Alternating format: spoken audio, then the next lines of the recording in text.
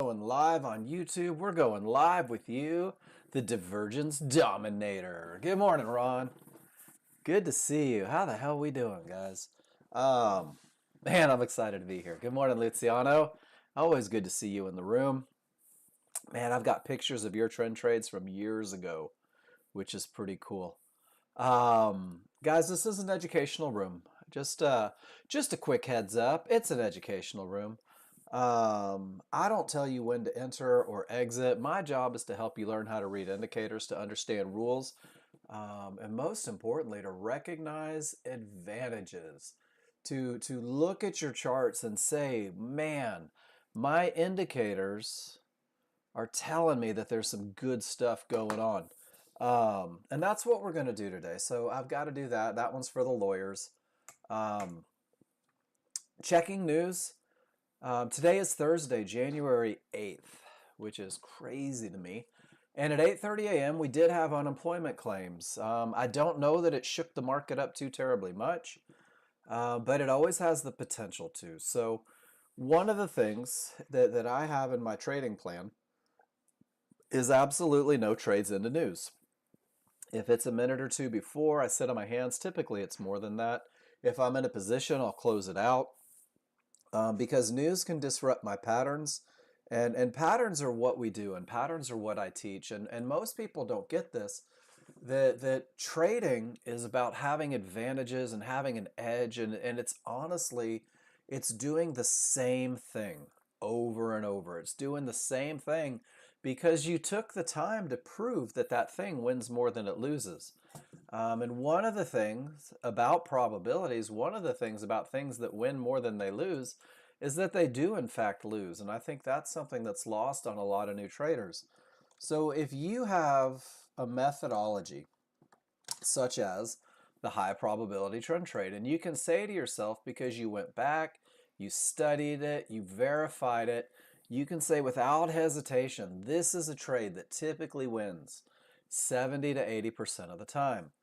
What you're saying is that this is a trade that typically loses 20 to 30% of the time. And a lot of us hate to admit that because we all come from that mindset where loss is failure. Loss means we must have done something wrong. Guys, there is a random distribution of wins and losses. So it's not the one trade that wins, and it's not the one trade that loses. Let's look at it. Over 20 trades. How we doing? Am I sitting in that 70% range?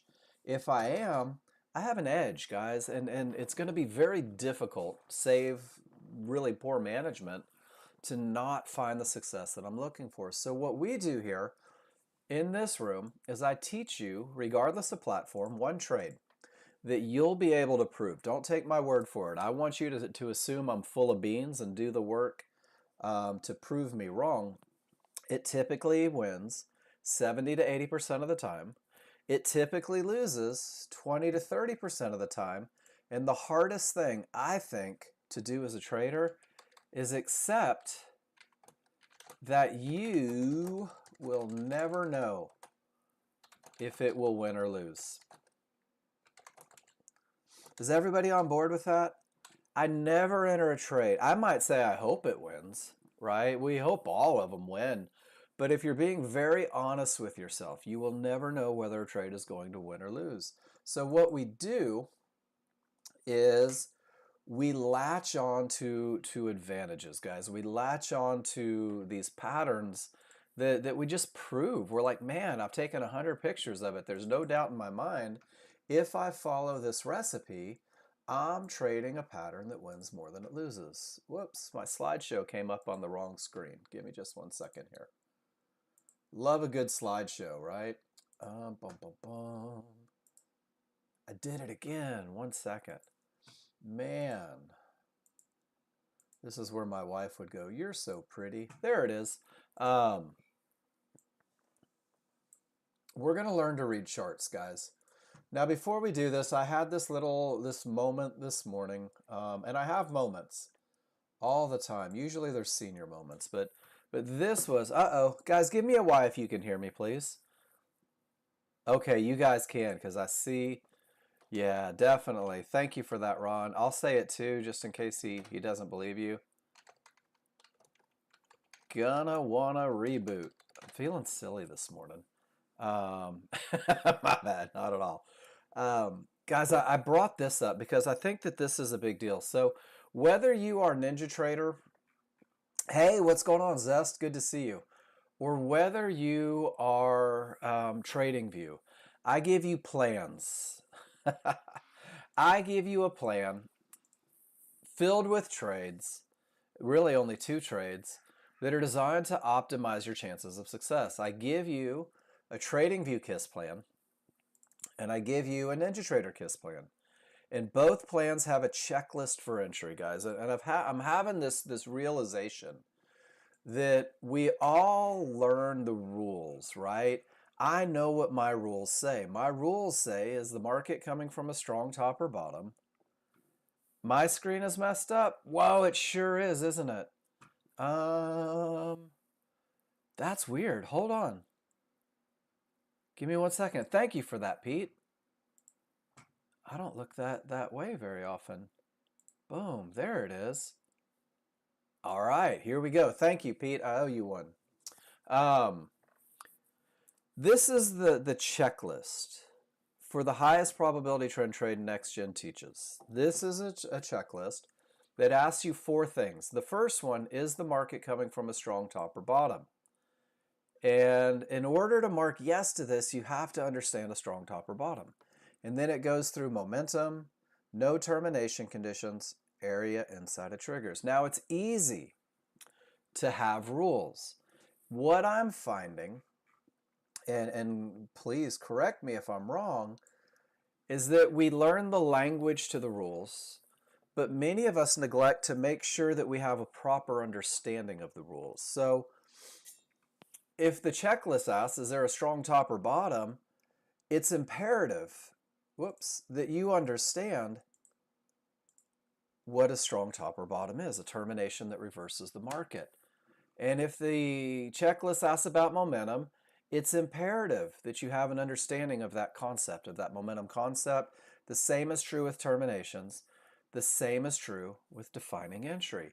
And what I find is that a lot of people work in half-truths. A lot of people work in, I think I understand what a termination condition is. I thought that area was broken. This looked like momentum to me. And guys, that's cool. That's all right. That's what the classroom is designed for, is to clear up any misconceptions, to create clarity, and give you this laser focus on these advantages. So what we're going to do this morning is we're going to use three rules on two charts, regardless of the platform, whether it is NinjaTrader, whether it is TradingView. And I'm going to help you recognize some advantages. Now you will turn those advantages into trades. And what happens is your chart reading, looking at your indicators, waiting for those advantages, really is about 90% of the typical day. Active trading, that is a cool rig, Sam's Papa. You know, you've probably driven by me in Washington at some point. Guys, active trading is like 10% of the day. That's it, 10%. You're going to understand through your chart reading where the market is likely to continue, likely to go, likely to stop. And these are all concepts that are going to feed into your trading daily, because those likely to continue areas, those are going to be your entry points. And those likely to go areas, those are going to be great targets. And those likely to stop areas, those are what we call terminations. That's going to keep you in that 90%. That's going to keep you in the realm of not taking that next trade. The trade I took this morning is a pretty good example. My indicator said we were more likely to go up than down. My entry chart showed me exactly where the market was most likely to bounce and continue in the direction of the trend. And Fibonacci showed me where the market was most likely to stop. And when I got to this fib, I got real tight because it could have stopped the market, but it gave me an extra $100, which I think was pretty nice. And this is it. It's the same thing every day. It's rinse and repeat. So what we're going to do is we're going to focus on the easy stuff. We're going to take as many parts out of it as we can and really embrace the idea that it doesn't take a lot of work to find a high probability trade. Now, the market goes up and down. This is a given, right? Um, but in that uptrend, very often there's a fight, a little push down. In a downtrend, very often there's a little push up. Your methodology, your trend trade rules rely on that fight. And it's something that happens all day long. If you pull up a chart, you'll see it all the time. Your rules will have you pinpointing where that fight is most likely to be lost. So we rely on a trend. We rely on momentum pushing the market. We rely on nothing in the way. And you guys are going to have this insanely awesome accuracy to pinpoint the best of the best entry that reduces risk and maximizes profit potential. So as we get going, we will talk about TradingView. We will talk about NinjaTrader. NinjaTrader's always first. It's been around longer. Seems respectful. But we're going to learn the trigger line and rules for when it's okay to trade. And now I like to say, and I say a lot, I like to say it's okay to trade when my rules are met. And it's okay to not trade if they're not. Because if my rules aren't met, I don't have an edge. Everybody in the room has the ability to simulate, to practice.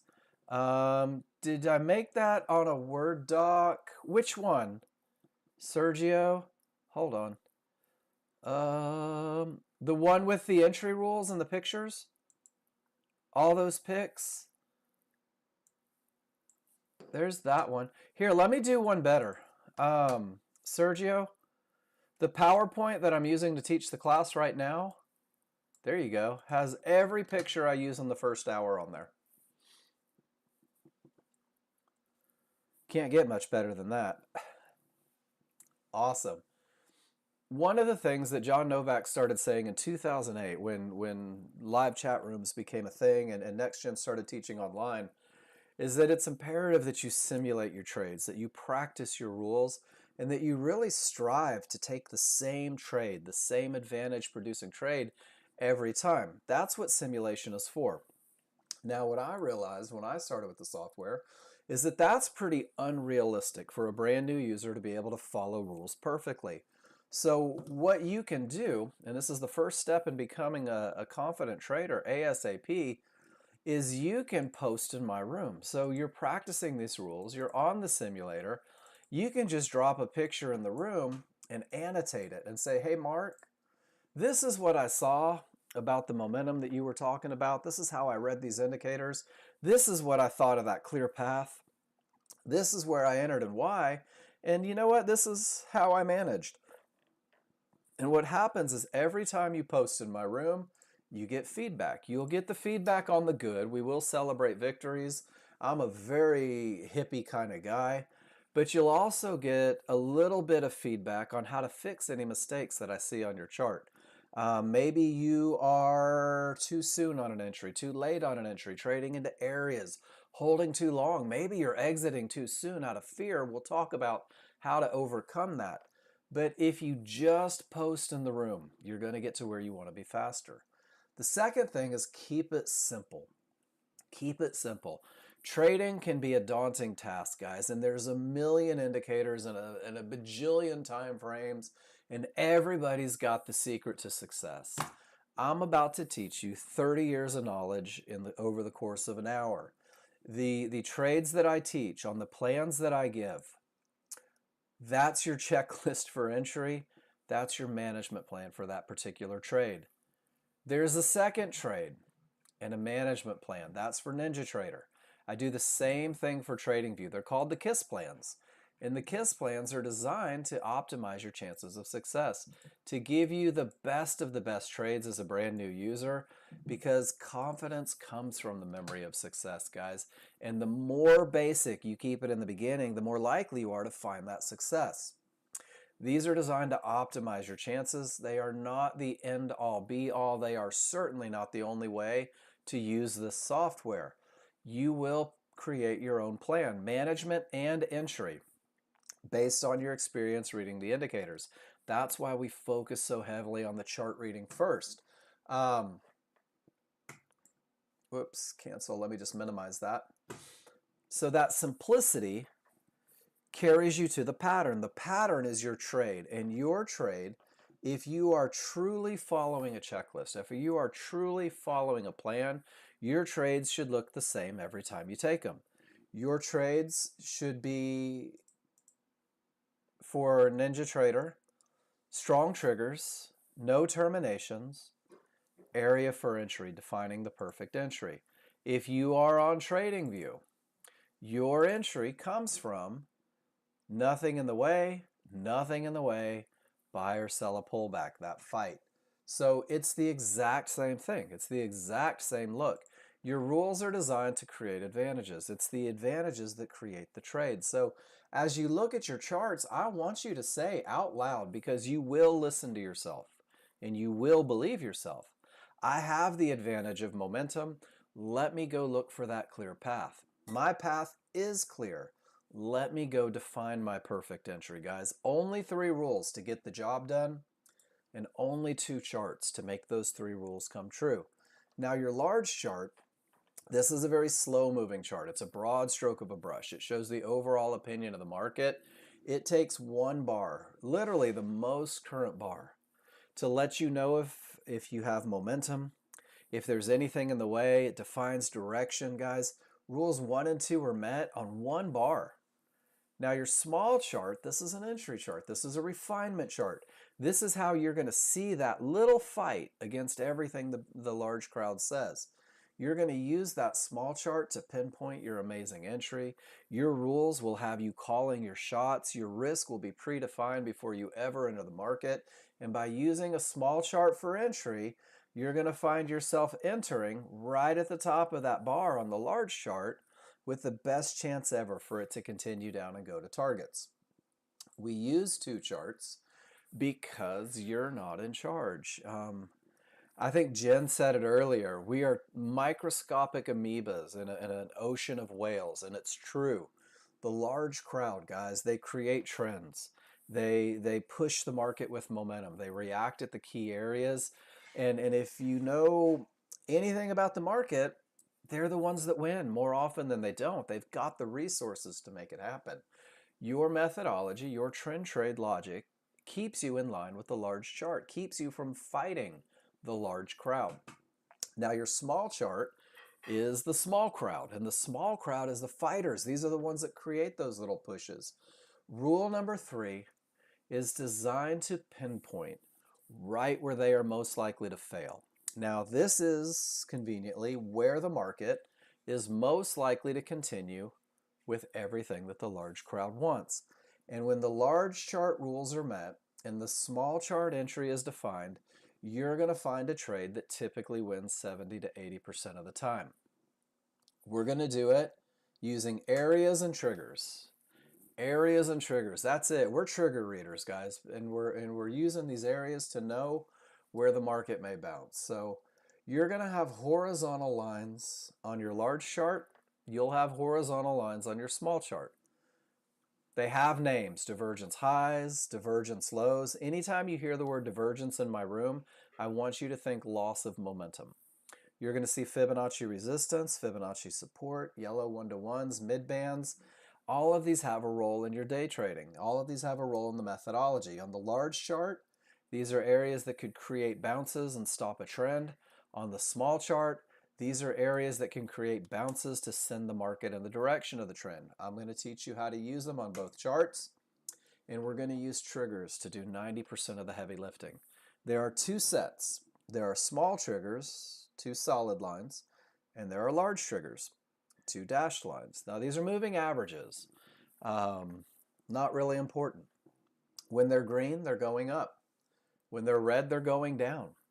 You'll use trigger lines. Rule number 1 says that the large chart must have strong trigger lines. So you're going to use these to define momentum.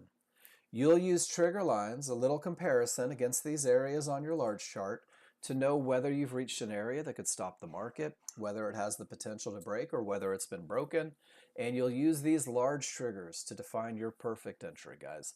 Triggers show up in everything that you do. The only thing you need to know is that these are small and these are large. So what I'm going to do over the next 30 minutes or so is I'm going to break down each rule for the high probability trend trade. Now, a trade is not your desire to win. A trade has absolutely nothing to do with your opinion. A trade is simply three advantages pieced together, and that's what creates the trade. So I also gave you guys this tracking sheet. This is the Nexgen tracking sheet for Ninja Trader. I'm breaking down each of the individual rules in the green section on the first tab. So if you're brand new with me, Marika, Sam's Papa, FRQ, guys, steal this from the chat box right now, because strong triggers is rule number 1, and there's over 50 pictures annotated showing you exactly what it means to have that advantage in play. Clear path is defined through pictures. Your entry is defined through pictures. 3 greens creates a trade. Now, earlier I said it's okay to trade when my rules are met. Well, it's okay not to trade if they're not. So I've actually shown you what it looks like when that rule isn't in play. And I've also shown you those termination conditions when your path isn't clear. And then there's about 500 pictures of Nexgen users presenting in the room, showing their patterns. Since Luciano's in here, today I'm going to show you Luciano's picture, and this is from the December contract of the S&P in 2022. And everything starts on the large chart, momentum, potential to break. Remember when I said that you'll be able to pinpoint the top of that tail? There's his pullback to an area inside of triggers. Guys, this is your pattern. Every trade you take, every trend trade you take is going to look eerily similar to this. You'll know exactly why you're getting in. You'll know exactly where you're getting in. You'll know exactly where your stops go. And you'll know exactly where the market has the potential to go. So I'm going to encourage you guys, learn the pattern. Learn the advantages that create the trade. Marika, I love it. Showing me some pictures. How can you fix these triggers? What's wrong with them, Marika? There may not be anything wrong with them. Your small triggers are going up. They're separated from the large. You had an awful lot of momentum. It looks pretty normal to me. Now, what feels wrong? And that's crude oil. Tell you what, let me build a range chart in crude oil real quick. And let's see if our triggers look the same. The dotted, oh, you don't have the dots? That's okay. So on your range chart, you're not going to have the dots. And honestly, I don't teach on a range chart. It's just more information than you need. One of the things you can do is you could omit this chart. You could get rid of it as a brand new user and not even worry about it. But you're absolutely right. There are no dashes on your large triggers.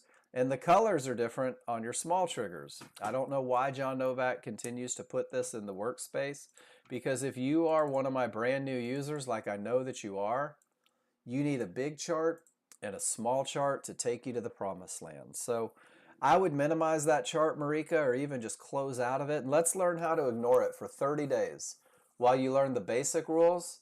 And then after that 30 days, I would love to teach you how to incorporate it and find more moves. Sound fair? But that's a good eye. Your large triggers didn't have the dashes, and I never even noticed that, to be honest with you, because I don't even look at range charts myself.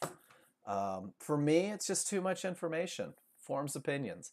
I want to keep it as simple and as basic as I possibly can, and that's 3 rules. So rule number 1 says that the large chart, the big chart, the slow chart, the large crowd. LZ, what's on your mind? I see you typing. Must have strong trigger lines. Well, strong trigger lines, I think, is probably the easiest lesson ever. In an uptrend, and you'll know it's an uptrend because your background is green. In an uptrend, the only way I can ever have strong trigger lines is if both my small triggers and my large triggers are green as well. If you are colorblind, I know that sounds silly, but I'm being very serious. If you are colorblind, everything turns green when your small triggers break above the large. It goes red when your small triggers break below the large. That's your little cheat if you're colorblind. And I've had quite a few. Strong triggers is one look. What does an old member need to do to set up and try again? You joined around the beginning of COVID. So LZ, are you looking for, do you own the software or are you looking for another demo? Either way, we'll get you taken care of. You own? Cool. You're in the right spot. Nothing has changed since COVID. The rules are the same. The looks are the same. The pattern is the same. The checklist is actually the same. So whatever you learned when you first started hasn't changed. I think I've probably simplified it quite a bit since COVID. So latch on to what I'm doing this morning. We're just now starting with the rules. I'm assuming you're on NinjaTrader, right? So what we're going to do, LZ, is we're going to go over the rules for the highest probability trend trade. Well, that's going to make it tough. So let me do this for you. You can listen in for sure, but if you can't see what's going on, I don't know how open it is. I'm going to give you this real quick. This is a link to the video, which is exactly what we're about to cover. And that's not it. That's a picture that wasn't at all what I wanted to do. I'm going to give you this link right here. And this link is to my first hour. My first hour is dedicated to the high probability trend trade. My first hour is nothing more than 3 rules, 2 charts, giving you the highest probability trend trade ever. That is the foundation and the core for everybody in this room. Cool. So if you have questions, do just what you did. Man, when you buy software, you're with us forever. So whether you take a break or don't, or we got you.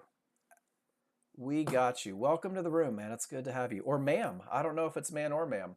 Don't want to assume your pronouns. Whew, that's my words are dangerous. Strong triggers. It is one look. In an uptrend, your small triggers have broken above and away from the large triggers. Now, guys, I am about as right-brained as they come.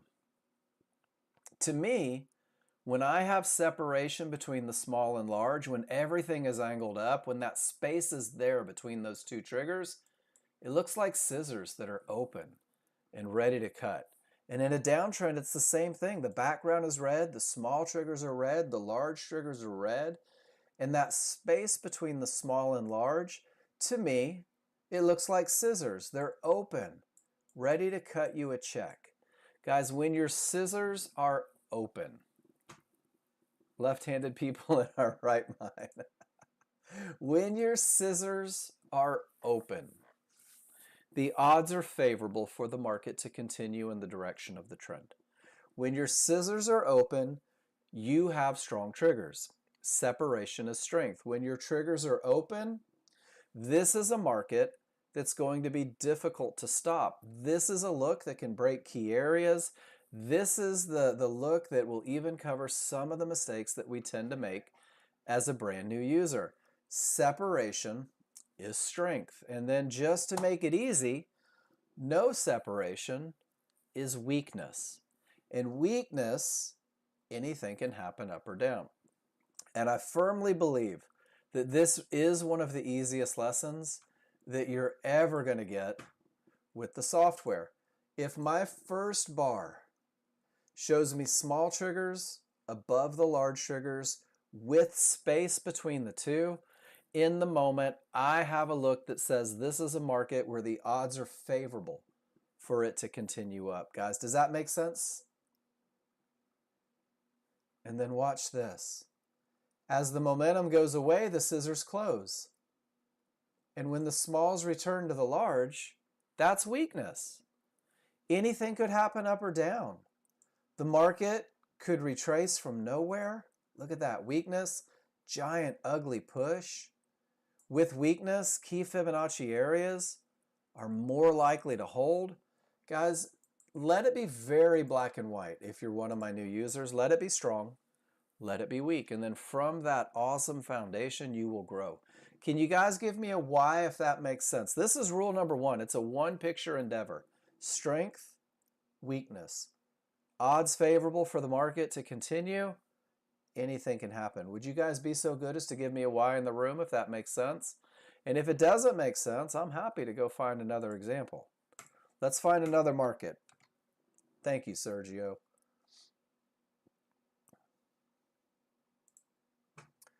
My large triggers are up on the S&P, but my small triggers are down. The colors don't match, and what this means to me is that I don't have momentum. And if I don't have momentum, rule number one's not met. And if rule number one is not met, I'm not obligated to go look for rule number two as a brand new user. I am going to let you new users know your participation will get you where you want to be a lot faster. Because if you tell me, no, Mark, I don't get it, we will say it 10 different ways to make sure that you do.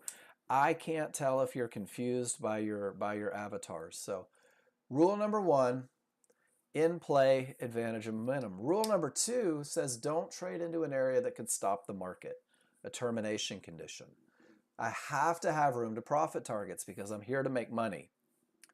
We're going to call it a clear path. That's it. Pretty simple. Guys, termination conditions can be horizontal lines on a large chart. That's where the big crowd makes decisions. That's where tops and bottoms tend to happen. That's where fights between buyers and sellers occur. Guys, we're going to sidestep the large crowd as they make their decisions and learn the patience to stay out of the market just in case a fight happens. So the first step to identify a termination condition is that price reaches an area. So in an uptrend, price can reach a divergence high. Price can reach Fibonacci resistance. Price can reach yellow 1-to-1s. You can blanket term these in an uptrend as an area of resistance. In a downtrend, price can reach a divergence low, blue Fibonacci support, or a yellow 1-to-1. And we can blanket these as areas of support. So when price reaches an area, that's the first step. That gets the large crowd there. That sets off the decision-making process. Price reaching an area means that your price bars have smacked into a line. Once they do, we are done with price. Price is no longer a part of the equation. Don't care what it does. Your trigger lines will tell you everything that you need to know about that area. So I want you to ask yourself, where are my triggers? This is it, guys. Keys to the kingdom. Price reaches, where are my triggers? If your trigger lines, all four trigger lines, remain below an area of resistance, that area is what we call a termination condition. If all four trigger lines remain above an area of support, that area is what we call a termination condition. Rule number two says absolutely no trades into the area. If you're already in a trade, that's a great place to take profits. That's where the market should go. But if you're not in a trade yet, entering a short trade directly into a termination condition is more likely to lose than it is to win. If you take a trade into an area of resistance that is behaving as a termination condition, that area is more likely to take your money than it is to give you a winner. That's it. It's odds. It's probabilities. And it's not the one time that they break. Rule number two has come into play over 10,000s of pictures that say when price reaches an area and the triggers don't break, it is more likely to stop forward progress. 60% of the time, it works every time. So we're going to wait for the reaction. Absolutely no trades. Now I'm going to let you in on a secret. There's three things that could happen. The buyers could stay in control and they could launch through that area of resistance like it didn't even exist. You see that all the time. But that area of resistance with no triggers through could also reverse the market completely, making it a strong top or a strong bottom. That's the second possibility. Now the third possibility, and not at all uncommon, is that the buyers and the sellers can't get their head on straight. They can't decide who's going to win. And you get these crazy fights right at Fibonacci areas. It's a fight you don't want to be a part of. And the truth about trading is you'll never know. They won't send out a memo. There's no fax that comes across the hotline. There's no website you can check to see how they're going to react at key areas. So your highest chance of success comes from saying absolutely no trades into an area, and let's see if we can get this bigger. If price reaches support and the triggers don't break, there's absolutely no reason to take a trade into that area of support. Guys, this is avoidable losers all day. Again, with resistance, weak triggers at resistance, weak triggers from a low, resistance to the tick, support to the tick. Where did this giant downtrend start? Holy shnikes, right at resistance with no triggers through. Guys, when I tell you that a little bit of study on termination conditions is going to keep you out of avoidable losses, I mean it from the bottom of my heart. What's it look like when they decide to break? This is a lot of the time, guys. And this is, if it didn't happen, if areas didn't break, we'd be caught in a range all day long. So hypothetically, we're up here and the market starts cranking down and the momentum is overwhelming and life is good and the sellers are in control and they hit Fibonacci support. Price reaches an area. Where are my triggers? Well, I've got all 4 trigger lines above the area of support. Would you guys, you wonderful people, you incredible human beings, let me know if you understand that if price reaches and no triggers get below, that's a termination. Your highest chance of success comes from waiting for the reaction. This is going to keep you out of about 70% of the losers that new users typically take. Perfect. If your small triggers absolutely smash through the area with momentum, 50% of your triggers are below the area, but 50%, the large, are still above the area. This lets you know that area of support does have the potential to break based on momentum. Trades can be taken. It's actually the second trade in the plan that I give you. It's called the 50-50 trade. But it's only potential. You're going to have to manage that trade assertively. In the plan that I give you, it says 3 out of 4 triggers is your best bet for a breakout. Now, when all 4 trigger lines get through an area of support, support is officially broken. And because it's officially broken, you have what we call a clear path. And a clear path is constant. A clear path is always a clear path until you reach the next area. And when you reach the next area, you're going to go back to number 1 in an uptrend. Pretty cool. I didn't do it on purpose. But down at the bottom, price reached Fibonacci support. None of the triggers broke through. Sure enough, the market reverses. That's a strong bottom. The momentum starts cranking, and then they hit Fibonacci resistance. And when they do, we are obligated to say, dang it, that's a termination condition. I choose not to initiate a trade. Now, if you're already in a long position, you might choose to hold through it based on momentum, but we're not going to start a trade. We're going to wait for the reaction. 50% of your triggers above, 50 below. It has the potential, must be managed assertively. It's not high probability. 4 triggers through. Guys, that's the one. That's the clear path. That's when I know, oh, look at this, that my path is clear. Do you guys see the indecision in the market right now? Can't get below support, so the buyers give it a shot. Can't get above resistance. Can't get through the divergence low. We're literally defining the range that eats accounts using rule number 2. And I think it's pretty outstanding. The second saddest thing, other than not being in charge, is that there will be times when you won't have a clear path because the areas are stacked, or like we just witnessed, rule number 2 keeps us in a range. This is 90% of your day. This is the majority of your day. And it's okay. I'm telling you right now, it's okay. It's okay to do nothing. 3 hours of watching the market this morning, I spent a grand total of 3.5 minutes in the market. That's it. I don't know what that percentage is, but it's small. The futures markets collectively trade an average of $220 billion hourly. The S&P, which most of you are trading if you're on NinjaTrader, typically exchanges about $174 million a day. The NASDAQ is up in the $260 million a day. You don't have to be in every move. You don't have to be the first one in. You don't have to be the last one out. Guys, what you can do, and this is the path of least resistance, and this is exactly what we're talking about. The easiest trades you'll ever take, the most stress-free trades you'll ever take, the most, I'm just not even worried about it trades you'll ever take, will start with momentum. And you'll couple that momentum to a clear path. And once you have that momentum and that clear path, well, what you're going to do is you're going to pinpoint where those tails are most likely to form on a smaller, faster refinement chart.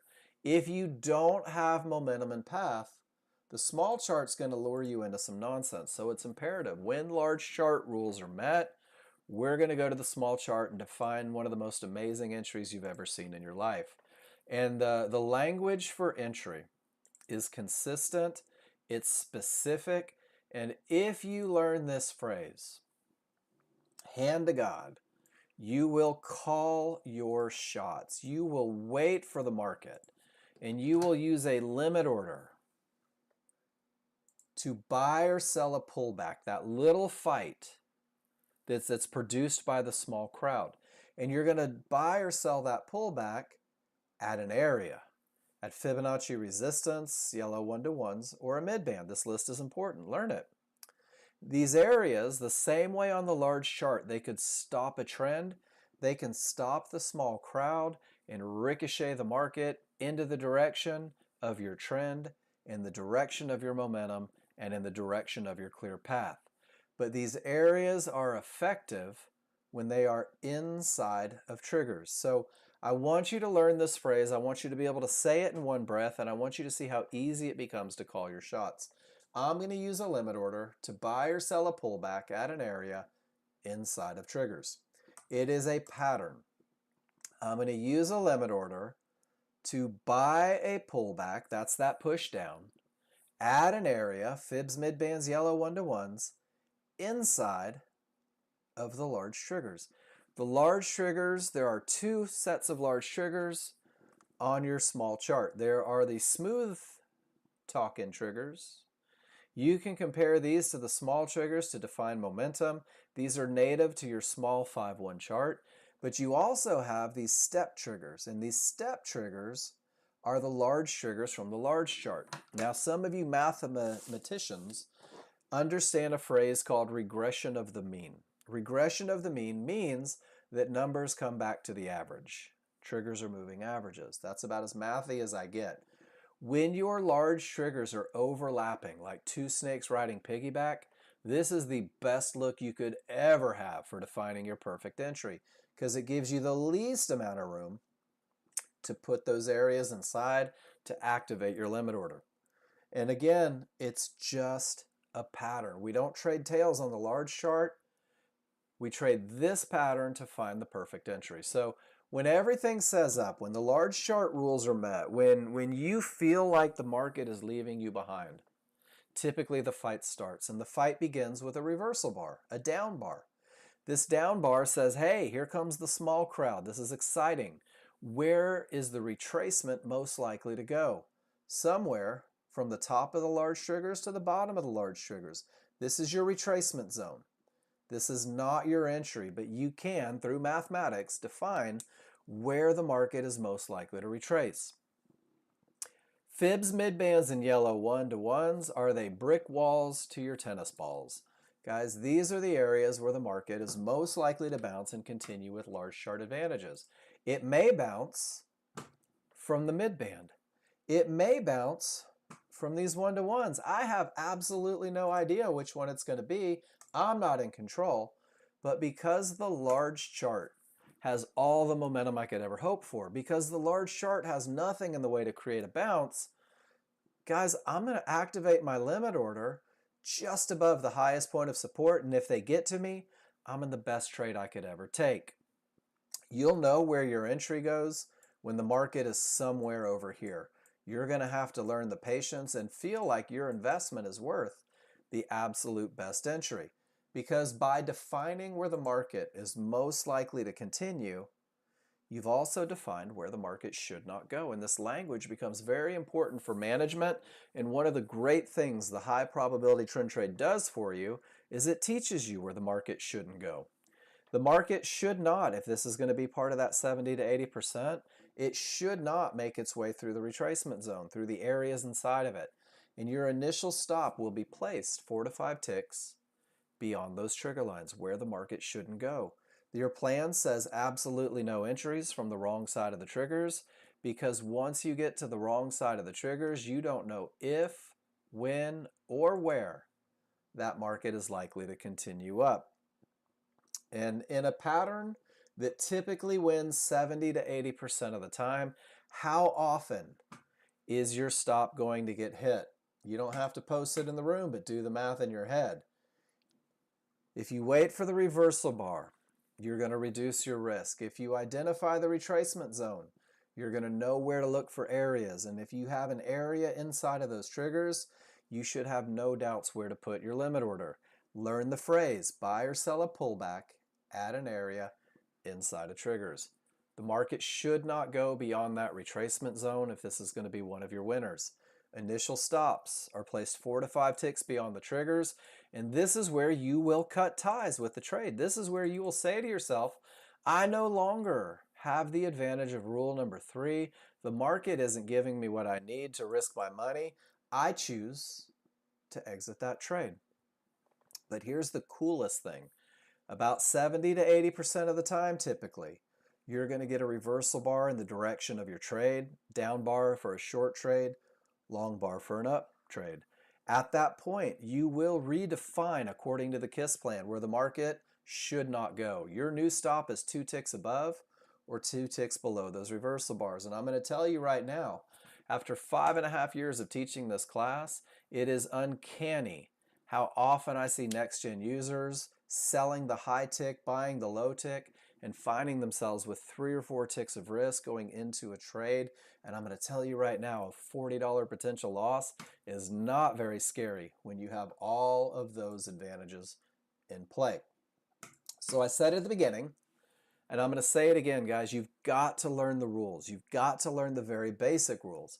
Everything begins with momentum on the large chart, separation between the small and large. If you can't tell the difference between weakness and strength, you're going to struggle with the next steps. Then you have to know, is my path clear? Is it only the potential to break? Or is it a termination?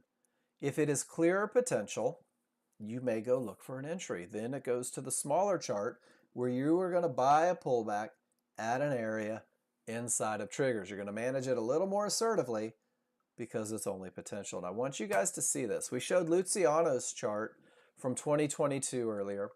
This momentum potential to break and pull back to an area was from early November.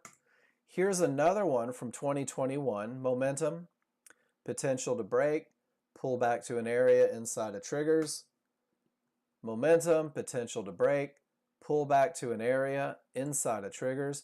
And if you go through this checklist, it's going to take its time to load. Come on now. All right, we'll try this one. Momentum, potential to break, pull back to an area inside of triggers.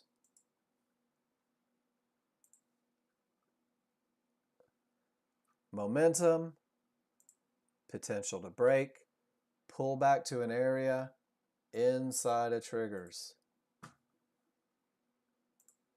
Momentum, potential to break, pull back to an area inside of triggers. This is actually my beautiful wife's trade in that spreadsheet when she was learning the high probability trend trade.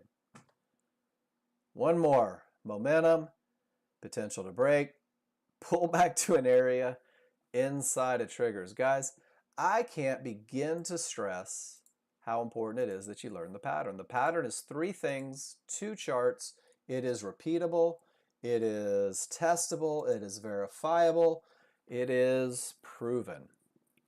Keep it simple. Learn this trade. Are there any questions about the high probability trend trade?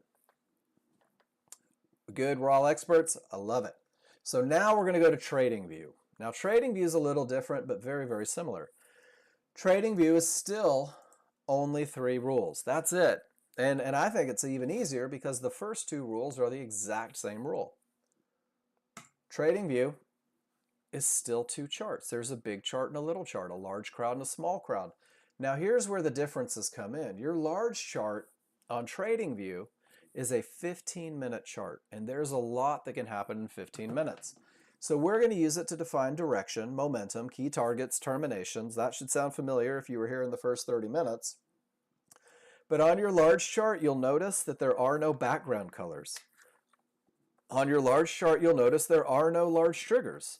It's just too big, which even simplifies the process further for you guys. Your 1-minute chart defines immediate strength using trigger lines, because trigger lines define momentum, and it's going to define your entry point, where that pullback is most likely to occur so that you can get in cahoots with the large chart. So we're going to talk indicators. Your large chart has triggers. It only has small triggers. When they're cyan, they're going up. When they're white, they're going down. I don't know. Maybe it's me. I think they could be any color in the world. If you can't tell the difference between up and down, we got to talk. We'll work a session in to make sure that you can. Small chart will have the large and the small triggers, guys, and you're going to use both of these triggers together for the momentum trade, which is the second trade on your trading plan, and that momentum trade demands that you have, you guessed it, momentum separation, because separation is strength. Large chart will have areas, small chart will have areas.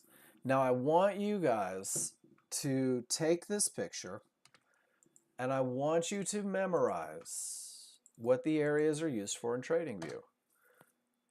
Sometimes they're terminations, sometimes they're terminations, targets, or entries.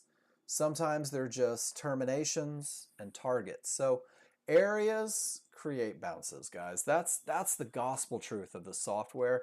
Areas can, may, could, might create a bounce. You'll know about them long before you get to them. You just got to learn how to respect them. So we're going to use areas. We're going to use 3 rules and 2 charts, and you guys will define your highest probability success as a new user. Now, I was talking to John Novak the other day, and I was thinking to myself, I was like, you know, in 2008, he told people, when you're on simulator, take 25 perfect rules-based trades. And I was talking to my buddy Victor yesterday about incentives for people to get active. You guys that like to be wallflowers. And I wonder if anybody would be willing to take the challenge to say, you know what? I will take nothing but 25 perfect trend trades. That will be my only mission over the course of the next 2 weeks. And then I'll let that tell me what the results are rather than worrying about the money. I think you guys would be floored if you gave that a try. This is your trend trade. This is my trend trade. This is the trade I take all the time on TradingView. It starts with defining the trend. If you are not trading with the trend, you are not trading a trend trade. It's that simple. You can't force trend trade rules if you're fighting the trend. So define the trend. Your large chart cannot be trading directly into trouble. Your small chart cannot be trading directly into trouble. And I'm going to do this real quick. What is trading into areas? Well, I want you to picture this is a door. Let's make it door color. I don't know what color your doors are. There we go. This is a door. If I start right here, I'm walking into a door. If I start back here, I'm walking to a door. Rules 1 and 2 are designed to keep you from walking into a wall. That's it. That's all it is. So nothing in the way is the first 2 rules. And then we are going to buy or sell a pullback in an area. and I'm going to show you the very specific rules for entry that's going to keep you out of the fight. But first we're going to define trend. Up or down? Triggers are up on the large chart. Your small triggers are aiming north towards the sky. That's an uptrend. I'm only looking for rules to be met for long trades. If the triggers are down, I'm only looking for rules for short trades. As a brand new user trading a trend trade, Mark, is that the only trade you can take? Absolutely not, my friends. There are so many ways to make money with the software, but if you don't learn the basics, you're going to have challenges making it a little more excessive, a little more difficult. So up or down. Rule number 1 says don't trade into areas, which means that wherever the most current bar is, you have to have room to trouble. You have to have room to one-to-ones, to mid-bands, to VWAPs, to outer bands, to zones, to whatever you have in the way. Make sure there's room to make money because, guys, that's what we're here for. We're here to get paid. Your 1-minute chart. When you enter that market, you can't be trading directly into areas. It just doesn't work. They create bounces. Bounces pull you out of positions more often than they don't. So make sure that your 1 minute has a clear path. And guys, I really do believe that is probably one of the easiest lessons that you're ever going to have. Look at that sell-off. So my triggers are down. I'm in a downtrend. From where the market is currently trading, I have absolutely no room to that one-to-one. That purple one-to-one right there. Which means that rule number 1's not met, which means that I'm not going to rule number 2, which means that I'm not going to my small chart, which means that I'm not even going to look for an entry. Keep it that basic. But if I have room on both charts, this is how you're going to define your entry, guys. Buy or sell a pullback. What is a pullback? A pullback is that small fight when everything says up on the big chart. A pullback is not a blip on the radar. A pullback is typically, in the trend trades, at least 4 to 5 bars, typically. You are going to buy a pullback at an area, at a zone, at a mid-band, at one-to-ones. And then here's the magic of the entry rules, guys. So trigger lines have a strong side and a weak side. When you get to the right side of trigger lines, you found your way to the weak side. So for an entry, we just call this the correct side. And what it means is that you got an up bar because we're looking to go long, and both corners of that bar close, finish. The bar is done on the correct side of those small triggers. This is where reversals come from. This is where reversals come from on the large chart. This is where reversals come from on the small chart. If you try to enter before you reach the area, you're likely to lose the trade. If you try to enter and go short before you get a close on the weak side of those triggers, you're more likely to lose the trade. This plan is designed to optimize your chances of success. And your trend trade pattern, just like NinjaTrader, is the same pattern over and over. First, it's defining direction. Then it's making sure you have room to targets. And guys, this is kind of the language for entry. Because the small triggers roll, because the small triggers are now facing down, when my large chart small triggers are facing up, I start looking lower. I start looking for mid bands, for one-to-one, something to create a bounce. And when I get there, my job is to hold my water, to wait for an up bar that finishes both corners above those small triggers. You will have a timer on your 1 minute chart. You can literally do the countdown. 3, 2, 1, buy, and stomp that buy button. This is the best entry I could ever give you. Stops will be placed right below the pivot low, where the market shouldn't go. In a downtrend, room to targets. Small triggers roll up, so my job is to wait for the area, but not just jump in at the area. Wait for the down bar, the red bar, the reversal bar that finishes below the small triggers.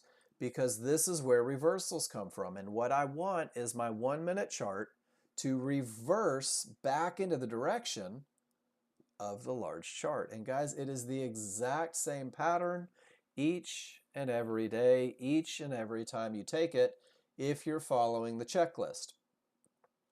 Great trades, great entries create manageable trades. Just like how in Ninja Trader, you'll know exactly where your stop goes before you ever enter. In TradingView, you can also have an understanding of exactly how you're going to manage the trade before you ever enter the trade. Because when the small triggers are up, you know you're going up with them. When there's room to trouble, you know it's time to look for an entry. And when you know you have an entry, you can start the management process by doing a simple comparison on the large chart. Where is the most current price in relationship to those small triggers that define trend? And there's three options, guys. They will be to the left of the triggers, whether the triggers are up or down. They will be to the right of the triggers. Price will be to the right of the triggers, whether the triggers are up or down. Or price will be inside of the triggers, whether the triggers are up or down. Each location carries some weight in regards to momentum. If I am left of the triggers, my mouse got like super fast. If I am left of the triggers, where am I? There we go. I am on the strong side of the triggers. Strong side, guys. This is where bigger moves typically happen. This is where runners seem to occur. This is where 1 minute areas are more likely to break. This is my big move side. This is my, yeah, maybe I'll hold for a home run side. If I'm on the right side of the triggers, this is the weak side of the triggers. And I'm still looking for long trades because let's be honest, 15 minutes is a long time. And I can go from the weak side all the way to the strong side in one bar. But because I'm on the weak side, because this is where reversals tend to happen, 1 minute areas are more likely to create bounces that are disadvantageous to my trend trade. I'm probably going to get paid at the first sign of trouble and then sit on my hands and wait for the next trade. And if I'm in transition, I'm not really strong, but I'm definitely not weak. Guys, this is where splitting your targets is pretty cool. Maybe getting paid at trouble, finding yourself to a zero loss level, break even, and waiting to see if the area breaks, but not giving it back, not giving away your money into an area from transition. So that's TradingView. And whether it's NinjaTrader or TradingView, your reads will be damn near instant, guys. The triggers are down. From where price is trading, I have all the room in the world to trouble.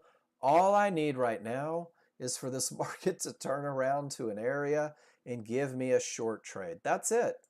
There was your last one. Pull back. That was your close below. It was below trouble, and it went all the way down to the 15-minute trouble. That was a trend trade. Well, my zones just changed up on me. On NinjaTrader, I've got so many pictures. We currently have odds favorable momentum. We currently have the potential to break, and we can see areas inside of triggers. There's the pattern. Watch this. On the way up, some of you might have caught this. All the momentum, room to trouble.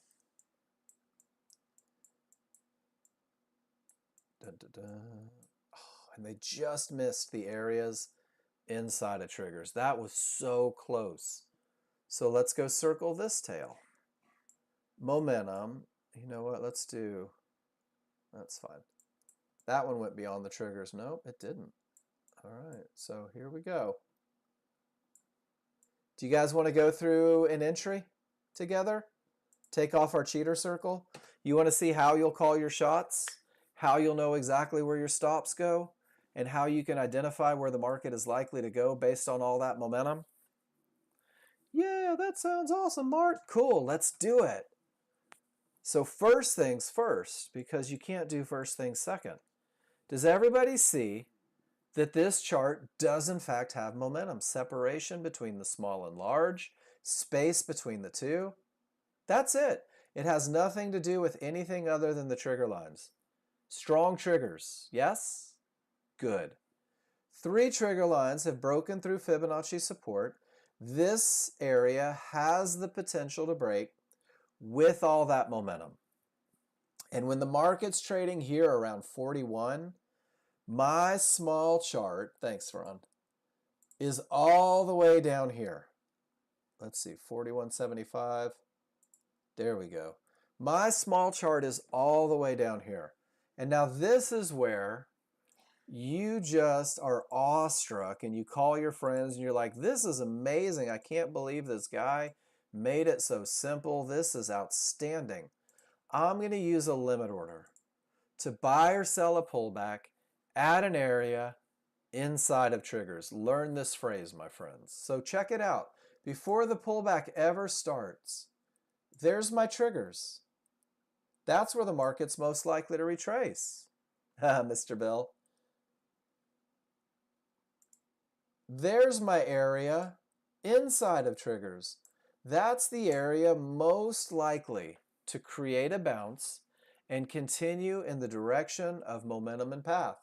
My stop, automatically, I already know, there's no hesitation, will go 4 to 5 ticks above those triggers. Does that make sense, guys? I'm going to sell a pullback at an area inside of triggers. The market hasn't even started up. Uh-oh. It's trading on the wrong side, so we're going to do this. There's my entry. What color should we make the entry? Let's not... Here we go. I like deep pink. There's my entry, deep pink. My stop will have to go 5 ticks above the triggers. Still don't have a reversal bar. Entry is already in place. I know exactly where my stop goes. Market goes down. I'm not getting paid. Market goes down. What's this Novak fella talking about? I hate this guy. Market goes, uh-oh, there's my reversal bar. And I've still only got one area inside of triggers. I've still got one spot where the market is most likely to bounce. I know 100% where the market shouldn't go. 4 to 5 ticks above these triggers. Right about there. And they come, whoa, and I mess it all up because you know what? Sometimes I do that. Why did I do that? Guys, we just can't have nice things some days. What time was that?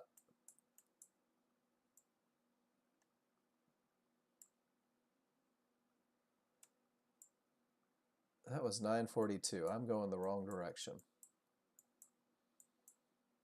Dress me up, guys. Can't always take me out. Dun, dun, dun, dun, dun. Where were we? There's our stop. Here we go. We're back. There's our entry line. Boom. You're in a trade, guys. 69.44.25. You're in a short trade. You're in a short trade with the advantage of momentum. You're in a short trade with the advantage of a market that has room to trouble. It's going to be hard to stop. And from 94.25, your KISS plan does 2 things for you. It tells you where to put your entries based on the highest probability. And then right here at 42.25, well, that is $100 into the trade. And your KISS plan says, you know what? Let's learn how to get trade. Let's learn how to get paid. That's your first target. And then your KISS plan says, you're just not there yet. You don't understand how to read your indicators super fast. So let's get paid at $200 as well. Let's set up a $300 trade for the brand new user to instill confidence. Stops in place. And the market goes up, and now I'm nervous because I'm seeing red numbers. And the market goes up, and now I'm terrified because now I've got negative equity. And the trade is supposed to win. And there it goes again, son of a gun. And again, and again, and again. And I'm not going to lie, I've got some tears in my eye right now. I'm sucking a pleat up into my chair. My palms are sweaty. The butterflies are in my stomach. Oh my gosh, they're getting so close. Oh, well, now they're going down.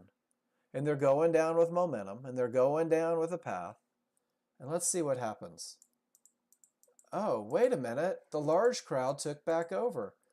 There's $100 in my pocket. That's pretty cool. And it keeps going. And there's $200 on the second contract. And I'll be darned. One pattern, 3 rules, 2 charts. That's a $300 trade that initiated at 9:43:17 and was done about 2 minutes later, guys. And I'm not sure how many of you are making $200 every 2 minutes, but that's pretty good. Any questions about the pattern? That's it. You can go study it by circling these tails. When you have momentum, when you have the potential to break, go back historically, circle a tail. What's it look like? I'll be damned, it looks just like a pullback to an area inside of triggers. Guys, this was 4 minutes ago. Did anybody catch this one? Is anybody making all sorts of money thinking about what they're going to buy me for Christmas with that beautiful trend trade? So when I talk to Sam Papa 217, when I talk to Marika, right? Pam, if you're in here today, guys, there is a path of least resistance to get you to consistency. Pete's in it. Of course you are. I'd be disappointed in you if you weren't, Pete. This is your foundation, guys. And that's the key to everything that we do. Everybody wants to be a day trader. Everybody wants to be rich. Everybody wants a Ferrari. Everybody wants all the things that come with being a successful trader. If you know who Ronnie Coleman is, Ronnie Coleman was like 9-time Mr. Olympia. He used to have this phrase that said, everybody wants to be a bodybuilder. Don't nobody want to lift no damn heavy weights. Some of you may know that guy. You've got to go through the process. You've got to learn the process. And if you keep it simple, this is my, I feel so confident saying this. Yeah, he is, Jeffrey. If you believe your best opportunity for success comes from momentum, path, and entry, and you give me 1 week, solid study, 1 week of looking at this spreadsheet every day and clicking on these links that say strong triggers. Guys, I've done the work for you. Smalls below the large, wide in the direction of the trend. The space means strong triggers. Odds favorable, momentum rule number 1 met.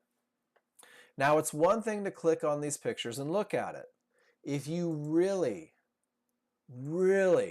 want to be a professional day trader, if you really want to find success that eludes everybody, you'll start taking pictures just like this. And you'll do your own annotations with an arrow where you say something clever.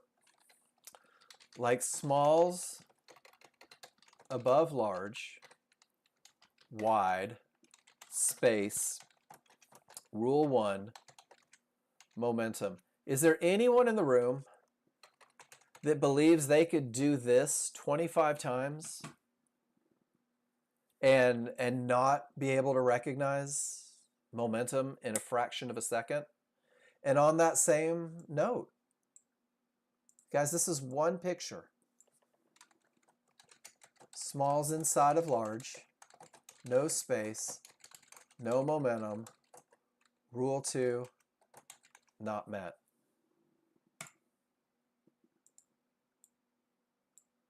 And you can go take these pictures all day long. You don't even have to take a trade. Good morning, 10K.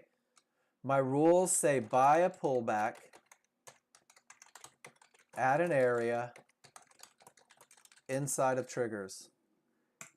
Is there any doubts at all that that is an area inside of triggers? I'm telling you guys right now, it's imperative that you understand the individual pieces so that you can create the trade.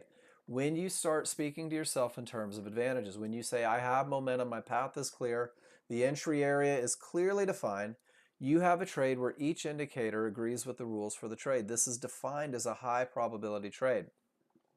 Once you can do this, and I'm telling you right now, with a little bit of study, I firmly believe, I firmly believe you'll be picking trades off of the screen within a week. But because you're speaking in advantages, you may say one of them is gone. This one just happens to be momentum. And when one advantage goes away, you say, most of my indicators line up for a trade, however an issue exists. This is now a medium probability trade. This must be managed assertively. I'll get to break even a little faster. I'll take profits a little quicker. And guys, this medium probability look is going to be the majority of your trades. And then finally, you could say, holy shit, pardon my French, I'm missing 2/3 of my advantages. Why on God's green earth am I looking for a trade? I don't have an edge. And you guys are in control of the entry. You're in control of everything, whether or not your rules are met. So knowing what's working for you and against you, it helps you make decisions, not only on entering, but how assertively you have to manage, guys. I teach entries. Management's is where the money is made. Great entries create manageable trades.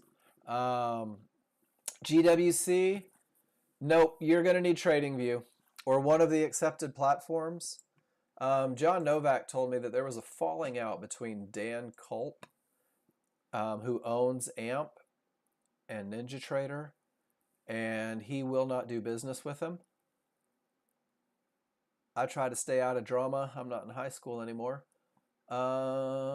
Supported platforms. Here you go. But I'll tell you what, GWC, if you want to swap on over to TradingView, you already own the software. You get the indicators. I'll hand you the plan and teach you to read them. A lot of people passing evaluations with nothing more than a trend trade. A lot of people passing evaluations with nothing more than a trend trade. All right, guys, that's my first hour. It's the first hour every day. It's the same lesson every day. It's the same 3 rules every day. It's the same 2 charts every day. Repetition creates recognition. And the more you deviate from simple, the more difficult it becomes to latch onto those really easy to read, those in-the-moment reads. So I'm going to take 5 minutes. When I come back, what we're going to do is we're going to start looking at the pictures that have been posted in the room, and we're going to start talking about what you saw, what you did, what you felt. So my one request is if you are posting in my room, and guys, you better be posting to my room unless you just hate education, which I don't get. This is how to annotate a NinjaTrader chart. So Sam Papa, I make this request. Marika, I make this request of you guys, not because I don't have any idea what's going on your chart, but because you're literally going to write a recipe for success through your annotations. Identify momentum. You can just say strong triggers, or to get the most out of your educational process, you could write the words that describe the strong triggers, letting me know why they're strong. And what that does is it reinforces the lessons. I want you to describe your path, whether it was clear, whether it was potential, whether it was determination. And again, it reinforces the rules to make sure you're latching onto them and recognizing them. And then define your entry and why. And what happens is we'll get you that private session. We'll talk about the good, we'll talk about the bad. Not that there's really anything bad. We'll create the lessons and then do the same thing on TradingView, guys. Direction, where price is in relationship to the triggers, whether or not you have room to targets on the large chart. I really want to see it every time because I want to make sure that you're getting those lessons, guys. One of the biggest challenges is when I believe I know the lesson, when I am convinced I know the lesson, and I begin to make mistakes based on my personal truth and not what it actually is. Same thing with entries. I would encourage you, small triggers rolled up, so I need to pull back to an area. I don't just jump in at an area. I wait for a down bar that finishes both corners on the weak side of the triggers, and that's what sets it in motion. And if you guys do me this favor, my promise to you is the absolute best feedback I know how to give. Every coaching tip I have in my head, I'll share with you. There are no secret handshakes. There are no, hey, I'm going to give you a little bit and then for 50 bucks, I'll give you a little bit more. Guys, I have literally given you everything that you need to be successful with the software. You have rules, you have unlimited feedback, and you have a plan. Now it's up to you. Now it's up to you. It's up to you to do the work, to get in, to feel comfortable, to confident, to ask for help. And we're going to start that on the second hour. Miss Deborah says, I want to use TradingView for order entries only, no triggers with Nexgen prop account. Will I need to pay monthly for TradingView charts? Probably. I can't imagine they're going to give them to you for free. Oh, hold it. There is a no-fee basic version of TradingView, John says. Basic CME Level 1 data fees are also included in your monthly NextGen subscription. So if you're on the evaluation, you can get the... Well, I guess the answer is yes. I stand corrected. So, Deborah, there's your answer below. So I would go to TradingView. Let me see if I can be helpful. TradingView free basic plan.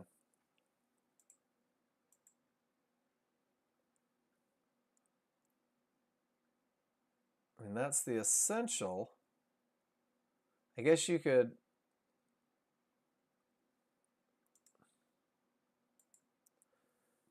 It's called basic. It says free, but the basic plan costs money. Nope, that's free. Where is basic? TradingView basic plan.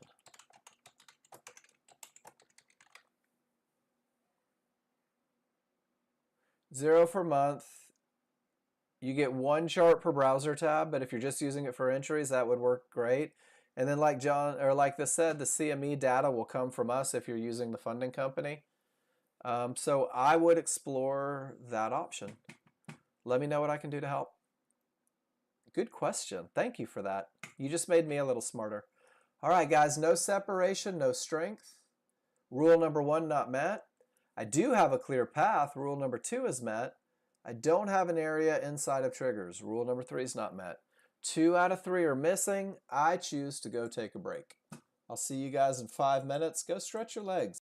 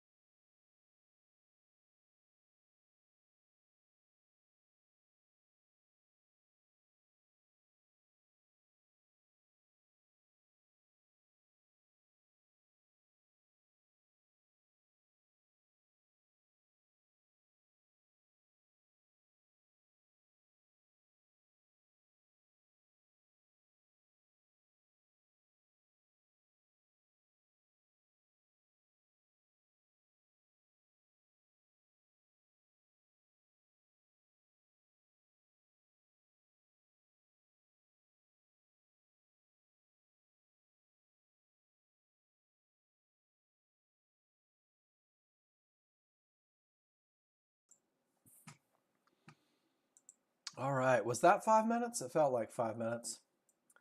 Isn't it crazy? Without momentum, with no areas inside of triggers, that's a pretty good drop down. It is at Fibonacci, but guys, these are the ones where you say things like, oh, the midband has to hold, the midband should hold. You start running into challenges. So I'm going to scroll up to the very top of the room. Not a lot of pictures being posted today. I don't know if the market's going crazy or you guys aren't finding opportunities. It happens sometimes. Sometimes there's just nothing to do. So we're going to get going. And remember, please, I am not the trade police. Don't want to be, never have wanted to be. My job is to help you guys read indicators so that you can make good decisions. And until you're able to make those good decisions on your own, I'll give you feedback on everything that you present in the room, and we'll make sure that you're reading indicators properly, that you are recognizing trouble if trouble happens to be in the way. And one of the cool things that happens, if I do say so myself, is that when you guys begin to post in the room,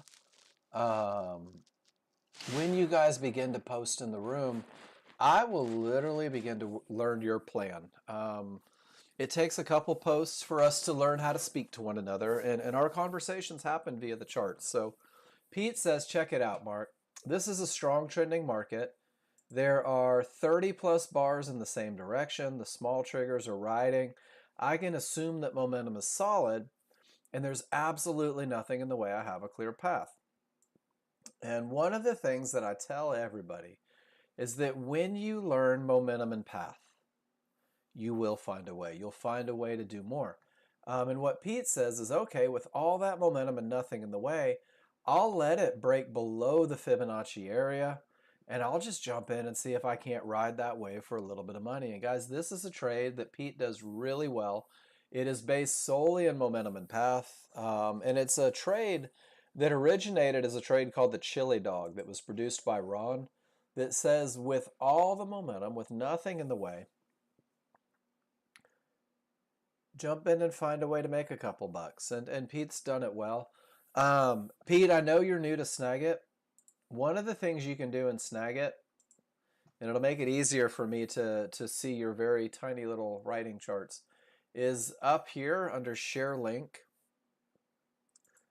If you just hit Screencast, what it will do is it'll give you a way to share it and put a link right on your chart or right on your clipboard, and you can post the link. And guys, if you're using Snagit, what that does for me is when you follow that link, oh, it's being processed. Sorry, it took too long. Let me see if somebody has a link. When I click your link, what it's going to let me do is it's going to let me blow it up. And if we need to get even deeper, it'll let me blow it up even more. When you just copy paste the picture in there, we find ourselves where I've got to scramble to figure out which way we're going. And sometimes that's just learning how to use the tools. Did not enter short here since zone above still support, puts new perspective on weight. This should have been my short entry, not enough room, even though experience tells me the 15-minute would have forced the short through the zone. 15-minute never has to force anything through a zone. I'm going to say that right now. If you believe an area has to break, you're setting yourself up for sadness. And then I went and checked the market after this, Paul. It hit a zone, and it looks like the zones had shifted, but it hit a zone, went sideways, and then went up, even with the momentum. But good read. Not quite perfect. Triggers down, strong side, room to trouble. Use the HVA for entry because I was set up for the momentum trade that had failed. There's your pullback to the mid-band. You're in at 25, close below, out at 22. Nice trade, Trina. Nice trade. Sometimes this happens.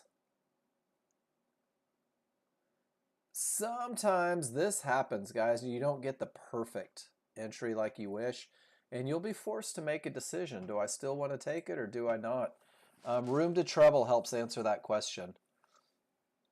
Down to flat, weak side, room to treble, pull back to the area, close below, perfect trend trade, Trina, 100%. It's a perfect trend trade. No, you're good. This is down, it's room to treble, it's a pullback to an area, it's a down bar that closes below, and you make it right where you're supposed to go, and that's a beautiful trade.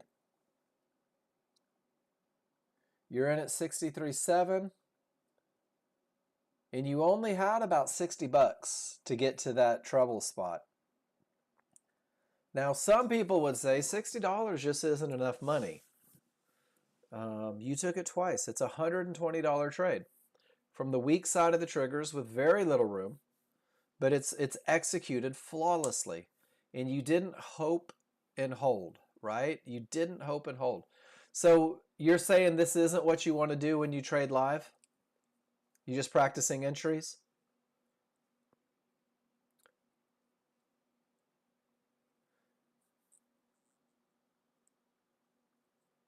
You know I've got something coming, right, Trina? Okay, cool. So, but this isn't what you do in a real world situation. So, Trina, I say that if you are going to be a track star, right, and you're going to race the 100-meter dash, does it do you any good to only practice the 50-meter dash at half speed? Because it's still running. One of the things that I learned a long time ago, and I'll tell the story. So I used to race motorcycles too, like Wayne did. And I went out on a practice session. And on this practice session, I had that mindset. Oh, it's just practice. It's just practice. And I was going at about 60%. And in the pits, one of my buddies came out and he goes, "Dude, what the hell are you doing out there?" I'm like, "Man, it's just practice."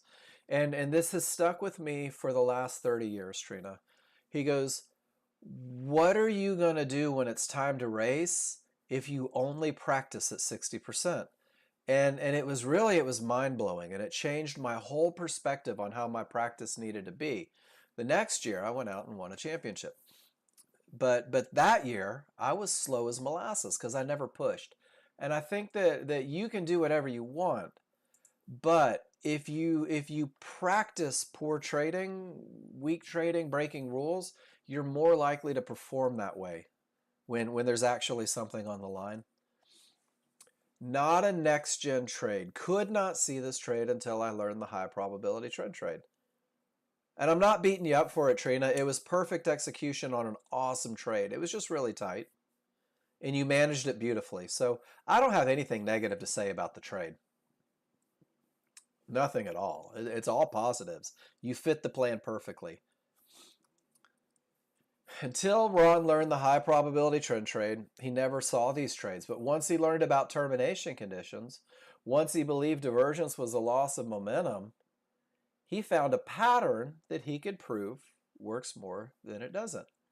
It's an 11 tick target. It's a quick profit going counter trend. Ron, I do love this trade. And I've incorporated this same idea a couple times for profit taking or even for patience on waiting for entries because patterns repeat all the time. Nice job, Ron. All right. Momentum is up. Potential to break.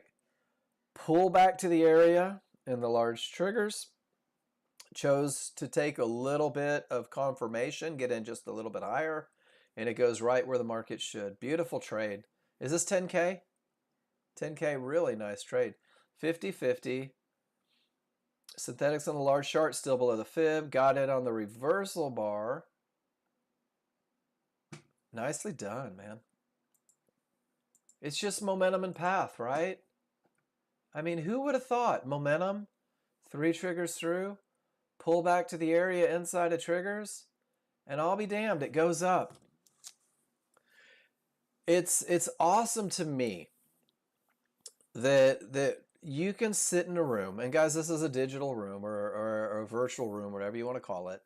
And I've got people in Italy, and I've got people in the UK, and I've got people from the Middle East, and I've got people from all over the United States, and all of them are latching onto the idea that with momentum and the potential to break, there is one spot that produces dividends. And guys, it doesn't matter who you are, where you're from, what your background is. When you learn one pattern, it sets you up. It sets you up to start to see the other patterns. It sets you up to find more opportunities. But most of it stems from understanding momentum, potential to break. Down it goes. As taught by Mr. John, no divergence on the big one. Price bounce back from the mid band. There it is. Continues up. Beautiful trade. Mr. John gives some good lessons, doesn't he? You guys are awesome. Not a lot of pictures posted today. I guess the market's just not giving it up. That happens some days, which means we have tons of time. Tons of time to talk about whatever it is you guys want to talk about. Got some more coming up right now, though.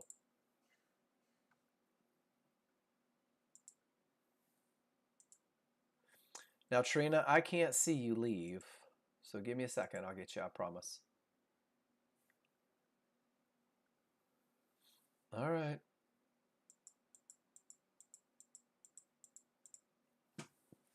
Let's see what we have. Strong momentum, smalls above the large, separation, clear path, room to trouble. I forgot to analyze this yesterday before my workspace refreshed, so I don't have accurate numbers for you. That's okay. Got in before the pullback because initially I thought it was just going to keep going up. Aaron, have you noticed that you say "I thought" a lot on your charts? And this is just an observation from an educational standpoint. You say "I thought." Can I give you 2 cents on that? You don't have to think. My indicators say. My indicators said strong triggers. My indicators said potential to break. My indicators showed me a pullback to an area inside of triggers. You don't have to think.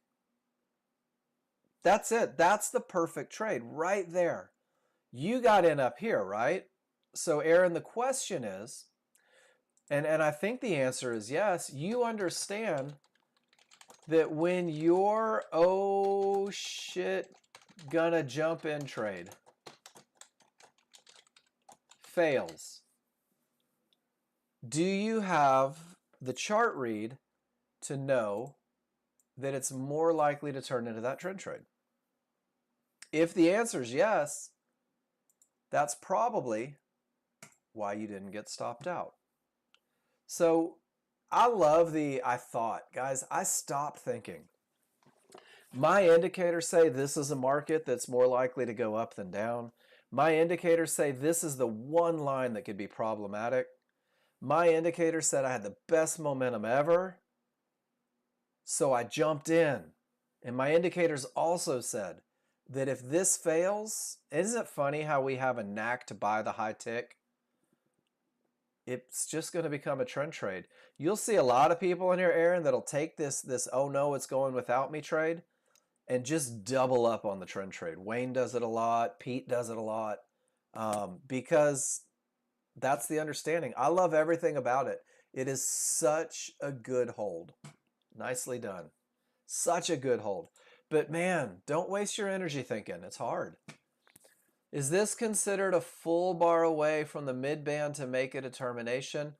All right. So in order... Okay, Adam, let me know when you're back.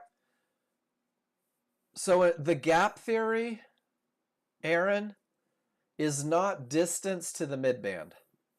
The gap theory is when price reaches a mid band, and let me find a good picture of it for you. hold on one second. Let me go to my terminations folder.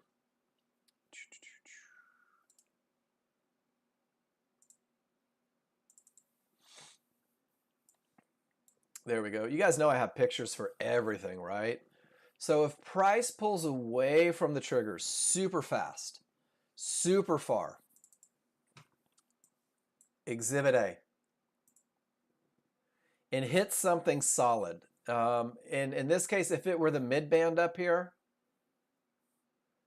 your large triggers are below the reversal bar marker.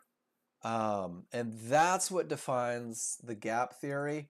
Let me pull a couple good pictures off of the spreadsheet as well, because there's a lot of good ones in here. Oops.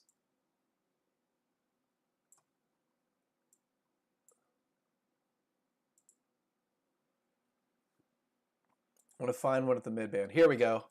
So Aaron, here's your gap theory. Price gets to the midband area if your large triggers are a full bar away. Another one of those times where the language pays dividends. If price reaches an area and the large triggers are a full bar away, price is likely to close the gap to those triggers. Does that make sense, Aaron? So it's not up here. Yeah, it's not until it reaches down here. And it's crazy how often the gap theory works. And I'll show you exactly what I mean. There it is. Price reaches Fibonacci support, 1-to-1's almost the mid band. Large triggers a full back bar away. And look what it does. Closes the gap to those triggers. And it's that closing to the gap to the triggers that gives us our amazing entries as well. Let's see if we can find another gap theory.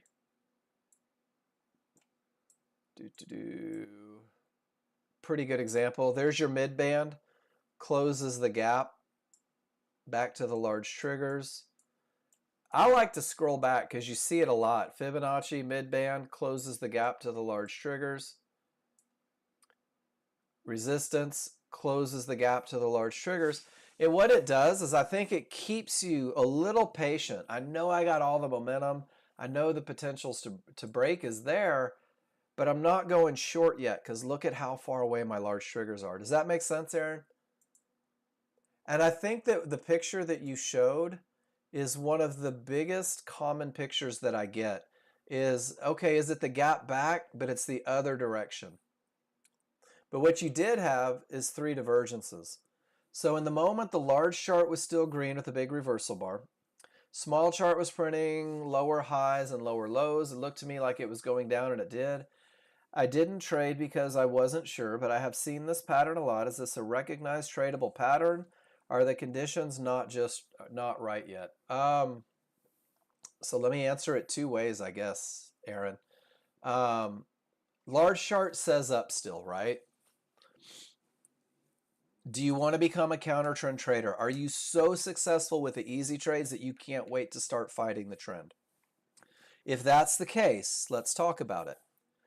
3 divergences in the same price range is a termination condition. With weak triggers, it kind of supports that it's probably going to push lower. When divergence prints on the large chart, it's probably going to make the mid band. With odds favorable momentum, Aaron, you ready? Let me show you the Aaron trade. And I'm going to go through like all of the talk for it. And I'm not trying to tell you to go counter trend, but you asked the question, so now we're going to go. Large chart says no more longs. And that's what the weak triggers say, right, Aaron? I dig that. 3 divergence, small chart, no more longs. Now I have 2 charts that say don't go up. Not yet. Something's not right. Odds favorable momentum down on small chart. Room to trouble. Aaron, that's your jump the fudge in trade. That was the move to the mid band. Is there a way to do it? Of course there's a way to do it. Of course there's a way to do it. But you are going counter trend. You're not trading from termination conditions. But yeah, absolutely. Pattern recognition will take you next level, and this may end up being one of those trades that you like because of the momentum, one of those jump in trades. Does that make sense? I can't go along here, and this is screaming down. Let me see if I can grab some of it. Quick profits. Good question. I like it. So we got gap theory cleared up. And no, I don't have rules for it, but I could write rules for it very easily. But my own personal life, Aaron, and it means nothing to you because I know we're all different. If I don't have a big honking fib right here, if I don't have one-to-ones, if I don't have a textbook termination condition here, I am less inclined to ever try to go counter trend because this is what we call a weak top. And when I have a weak top, the market continues up. And when I have a weak top, very often the market continues up. And I don't want to guess where it's going back up. Does that make sense? I love it. I love these lessons. That's good trigger reading lessons. That's small chart terminations. That's no more longs. Is there a way to go short? It's aggressive, but it can be done. Oops, hold on. Let me show you my buddy's chart. First, it's a termination. Here you go, Aaron. Ron did it. Two divergence, large triggers roll, smalls above the large trigger. Ron found a pattern for that quick hit. He does it really well. But he'll tell you, if you're not really good at high probability trend trades, this stuff doesn't jump off the page at you. Because there's a lot of really solid lessons that come from that high probability trend trade. Thank you for posting. Those are great pictures, man. And I think there's some good lessons for everyone in that. All right, Adam, you ready? Actually, you know what, Adam, do me a favor. Miss Trina, I apologize. Triggers are down. Room to trouble. Pull back to the area. And there's your close below, right? And there is less than $60 worth of profit potential from your rules-based entry. Is it the wrong entry? No, the entry is absolutely perfect. Did you have room? Yeah, technically $60 is room. So this is the same as the other one, right? It's tight quarters. Can you make money like that? Absolutely, you can. So there's two ways to do it, right, Trina? You can say, I'll just jump the fudge out when I get to trouble because it is super tight. Or maybe I'll just go break even at trouble because I know it's really tight, right? And it could create a bounce. And I don't want to take a loss because I didn't have room, but it could break from the strong side. Let me protect my investment. If it breaks, cool, I'm in. And if it doesn't, no harm done. Does that make sense? Take and manage when you have those tight corners. And I do that on trades, Trina. I'll take a trade and I'm like, man, it all says up, but I'm here to make money. And I'm at an area that could create a bounce. I'm just going to go break even. They either get me or they don't. And when you believe, and I think this is it right here. When you believe beyond a shadow of a doubt, Trina, watch this. Let's get the whole day on the S&P. When you believe that the next opportunity is coming, that somewhere you're going to find the money you need to make, you don't have to take all of it in one spot, it makes it a little easier to be like, you know what, I'll take the trade. The entry's perfect. The risk is manageable, but when I hit something, I'm not leaving any risk. There will be no exposure. And that's your right, which I think is pretty cool. And you guys do a good job with that, taking great entries, right? And what I teach is the stepping stone. Trina, you might have even said, hell, I got to the mid-band, I got to the zone, the small triggers were still down. I can't fight down triggers. I'm just going to get in up here. And then if those triggers turn against me, I'll recalculate. And I think that's one of the things, guys. If you're looking short, the whole idea of the weak side of the triggers keeps you from fighting them. If they're already going your direction, hell, you might find a better entry. But that's okay. I think you're doing great. And you're taking profits when it's tight. You're not hoping. which I think is good. It means that you know it's tight. All right, Adam. Momentum, but not a clear path. One of the three is missing. Perfect entry. Quick profits. Break even, but you're trading directly into trouble. So, Adam, I'm not going to bust your chops over trading into trouble. Just like I'm not going to bust Trina's chops over trading into trouble. You knew it was there. You saw it. You recognized it. You acknowledged it. And you made the decision to take the trade anyway. And you took the trade by saying, I know what I'm up against. I'll manage assertively. There's nothing wrong with that. Look at that perfect entry. Perfect entry. Ron, have a good one. Pay attention to Mark. You're one of the few people in the world that say that. I like it. Have a great afternoon, man. Have a great afternoon. Adam, nice trade. Great management on a trade that could have easily bounced against you. Good momentum. 3 triggers through. They've already fought. They fight again. Perfect entry. Stop makes sense. Profits made. Beautiful. Adam, how are you liking the new chart setup?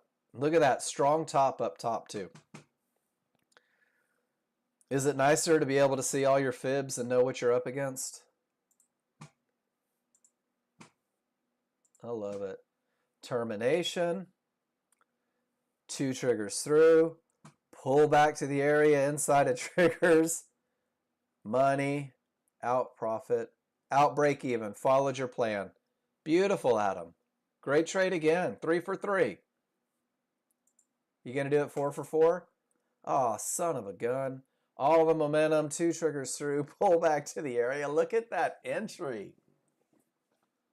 Beautiful. Beautiful. Adam, your trading feels calmer. If it can feel calmer online. It feels very, very focused. And it feels like there's a level of confidence coming out of you too, which I like. I like a lot.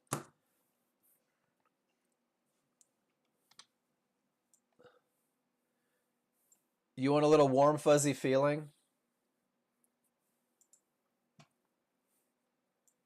When those small triggers, oh, that's the S&P. Never mind. That's even better on the S&P. I love that. When these small triggers are so far away too, I love that entry.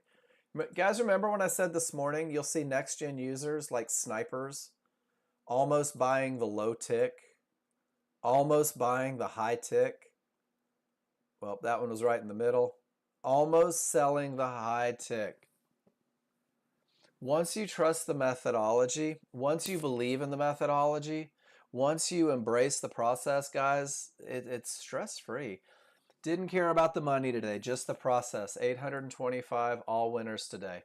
Pretty crazy how that works, isn't it? Maybe it isn't your desire to be rich. Maybe it's just a process, just a way of saying, hey, you know what?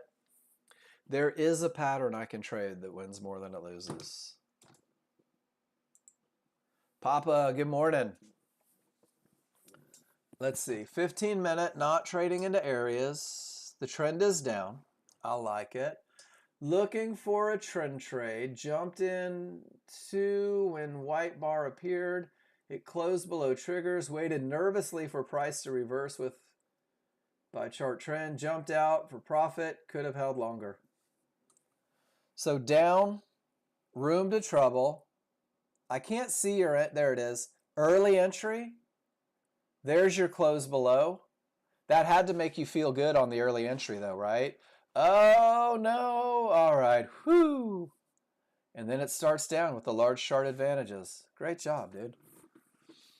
Great trade. It's the process, isn't it? Papa, once you learn the words, and then you just make the words happen on your chart. I try to tell people that all the time. It's just words, guys. The words tell you exactly what you need to see.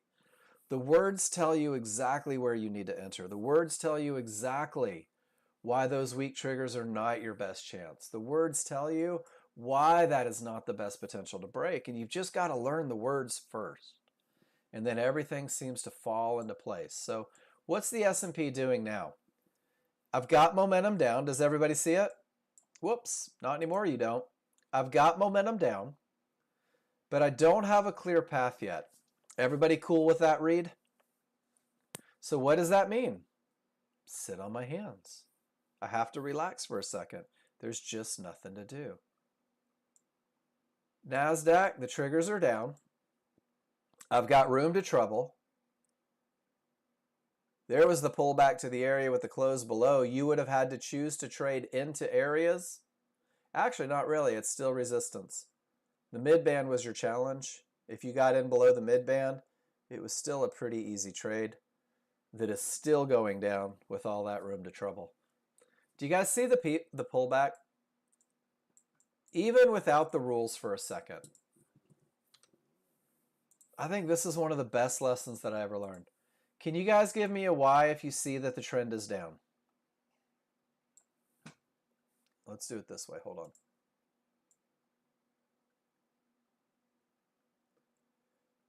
Let's go back to it. The trend is down, right? It's easy to identify. Hell, even the small chart's going down with the trend. And then a fight. And then continuation. You guys remember in the very beginning of the day, I said this is typically what happens in the market every day. I'm going to hand you a plan that teaches you without question where that fight is most likely to be lost, and you will use it for your entries, for trend trades. And we've seen it. Papa just did it beautifully on TradingView. Adam just did it fantastically on NinjaTrader. Doesn't matter to me what platform you guys are on. 3 rules, 2 charts. That's all you need. Momentum, potential to break, no divergence. Where's the market most likely to bounce? If we get a pullback, where's it most likely to bounce? Right at an area, inside of triggers. Do you guys see it? That's it. I know. I'm done. It either works or it doesn't. Or they hit a blue line, and I have to cancel my order. How should we view zones during the pullbacks? Do we need to wait until pivot forms and close below the triggers? Of course, that's what the rules say, right, Papa? Pull back to an area, close on the correct side of the triggers. Every time. Pull back to an area, close on the correct side of the triggers. That's it. Whether it's a zone, whether it's a mid-band, whether it's a 1-to-1, that's your entry. So on your chart, pull back to the zones, and this is still resistance. There's your close below. It was really tight to the mid-band. You had really no room to the next zone. So you broke rule number 2. Does that make sense? You had no room on the 1-minute chart. But your large chart said we're probably going lower. So you took it, and you will have to manage it if it reverses off of that area. And if it doesn't, you're going to collect profits. So that's 2 out of 3. That's how we would call this a medium probability trend trade. Because one issue exists, right? So you take and you manage. Were you prepared to manage if that zone held? That's really my only question. Were you ready to manage that trade a little more assertively because that zone was there? Or did you just put your hands in the air, say, I sure hope it goes down? My hope for you guys is that you're ready to manage. It doesn't mean you have to do anything crazy. Just be prepared, right? I'm walking down a dark alley. I'm ready for a fight. I hope I don't have to get in one, but I'm ready for it. So when you see that you're trading into something, right? When you see that you're in early, you got to be ready to manage. Because what could have happened off of this bar, Papa, is it could have just bounced right off that mid-band, go with those small triggers, and rocket it up to eternity.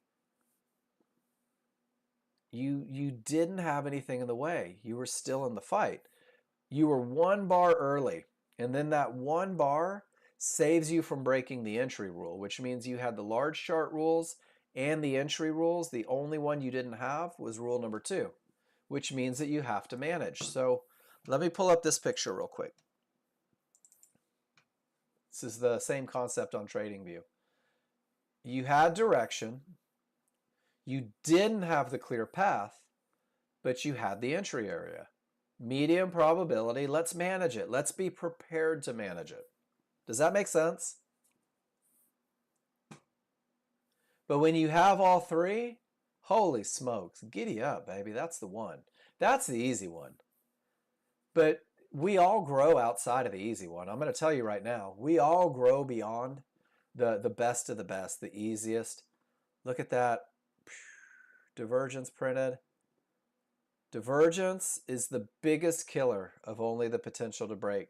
2 trigger lines is not your best look for the trigger, for the areas to break. And sure enough, it didn't break. You can see the fight. Sometimes it's good to step back, take a look, see what's going on.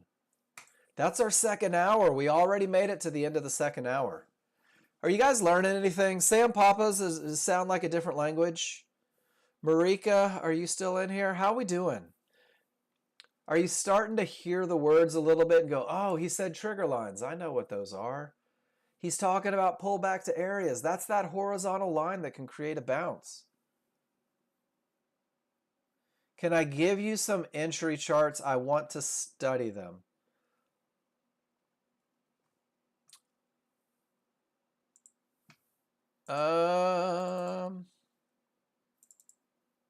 Thank you, Paul.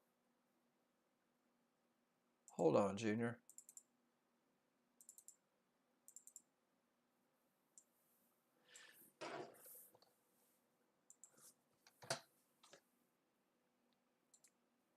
Something like that shows you exactly where the entry comes from. Something like that describes exactly what the window is.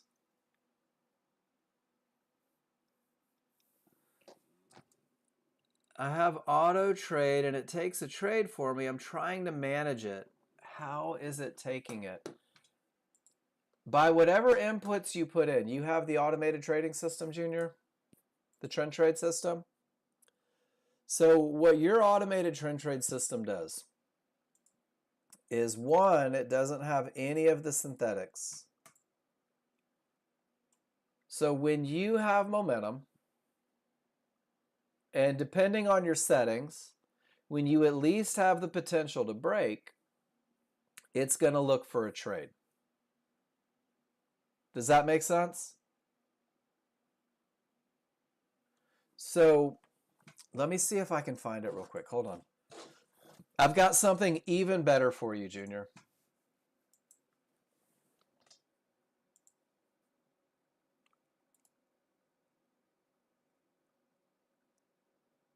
Trend trade strategy.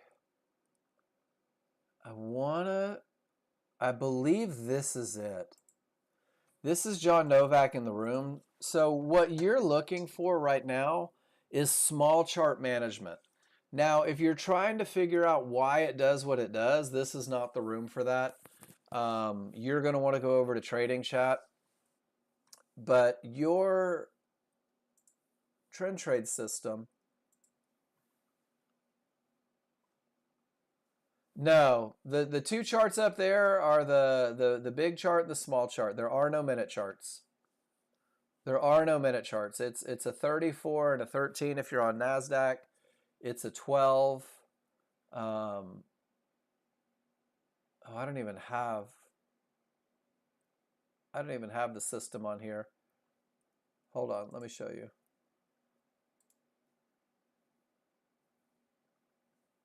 One second. Let's do it this way. Are you trading NASDAQ, Junior? Cool. One second. I got you. Your workspace has 2 charts. Big chart, little chart. Thank you, Miss Kathy. Um, dynamic Renko, not minute. Your large chart on the NASDAQ is a 34.5. Your small chart is a 13.2. These numbers do nothing more than describe the bar, okay?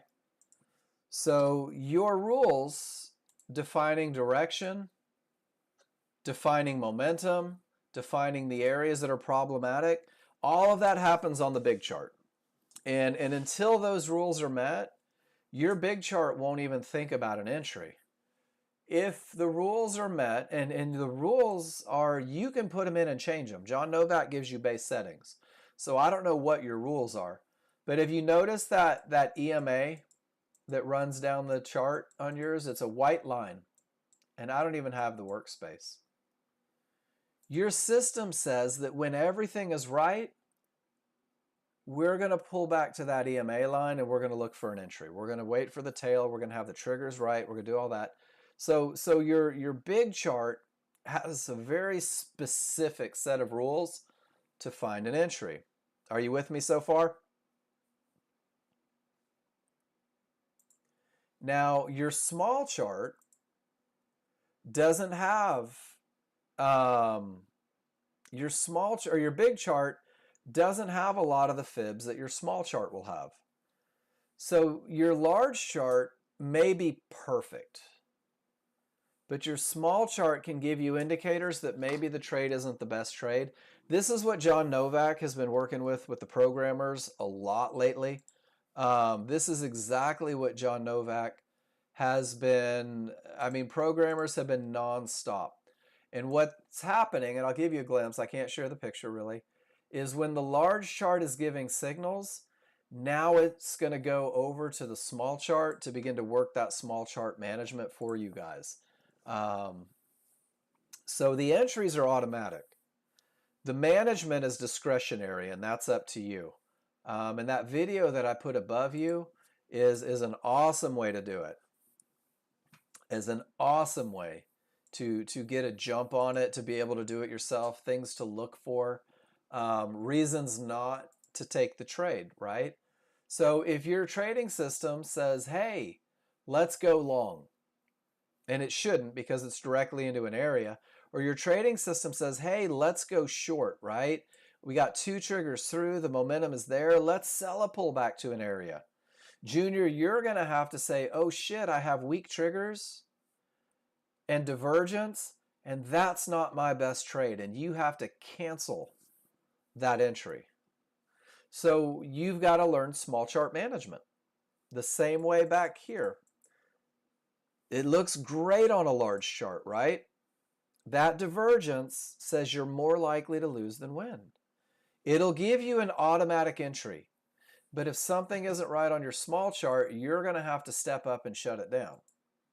That's the automation that John Novak is working with on programmers right now and is very, very close to releasing, is taking that small chart management out of your hands a little bit.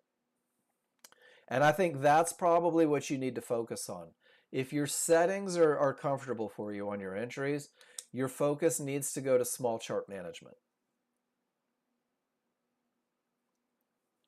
And that is an enormous set of lessons that we probably can't shoehorn into the next half an hour. But that video that I gave you right here, this is John Novak talking about the large chart a lot and also talking about that small chart management, showing you a lot of different things. So I would watch that video. And then if you have questions, man, don't hesitate to reach out. I'll do everything that I can to help you. Guys, there's the termination again. Perfect, right? It's like somebody knows about that pink line. So I don't think I got you everything that you wanted there, Junior, but I at least got you a little something to put you on the right path. Watch that video. Write down any questions that you have. And feel free to email me or something if you need a little help. Cool. Sorry, I know that's not the complete lesson that you want. But if your settings are solid, your entry should be solid. And then it's just a couple little things to help keep you out of a little bit of trouble. To be willing to say, that's not it. That's not what I need yet. It's good to see you in here, though. You knew what? Oh, that it was there 10K? My buddy Pablo was telling me the other day, he goes, man, he goes, it's like we have these secret lines that other people don't have. We know not to go long and everyone else tries and gets run over. And I was like, it is. It's like a secret club with Nexgen. And like we said in the room earlier, guys, they react at these lines because they create these lines. These pink or these yellow 1-to-1s don't happen just on accident.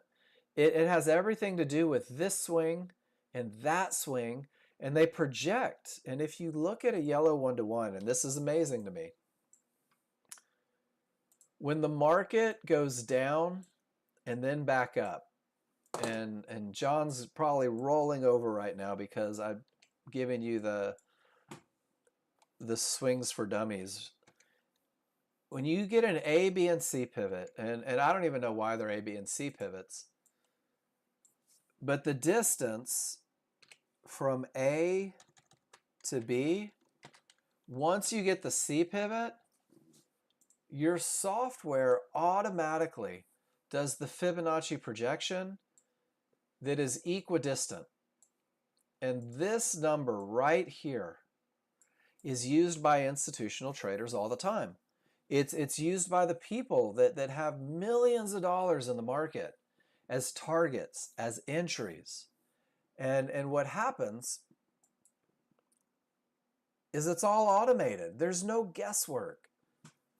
Your Fibonacci areas, this floors me. And I'm going to tell you right now, I had absolutely no idea my brother was this smart when we were kids. Your Fibonacci areas come from tens of thousands of calculations, guys. Every up, every down, multiple time frames. And it looks like this. And then when the algorithm kicks in, it weighs them, it sorts them. And from all of this, from all of that, you guys get this. You get very clear Fibonacci areas. Areas capable of stopping trends. Areas used for amazing entries. And this is all the stuff that you guys don't have to think about. I think it's neat to know how much goes into creating these lines, but it's even cooler, watch this,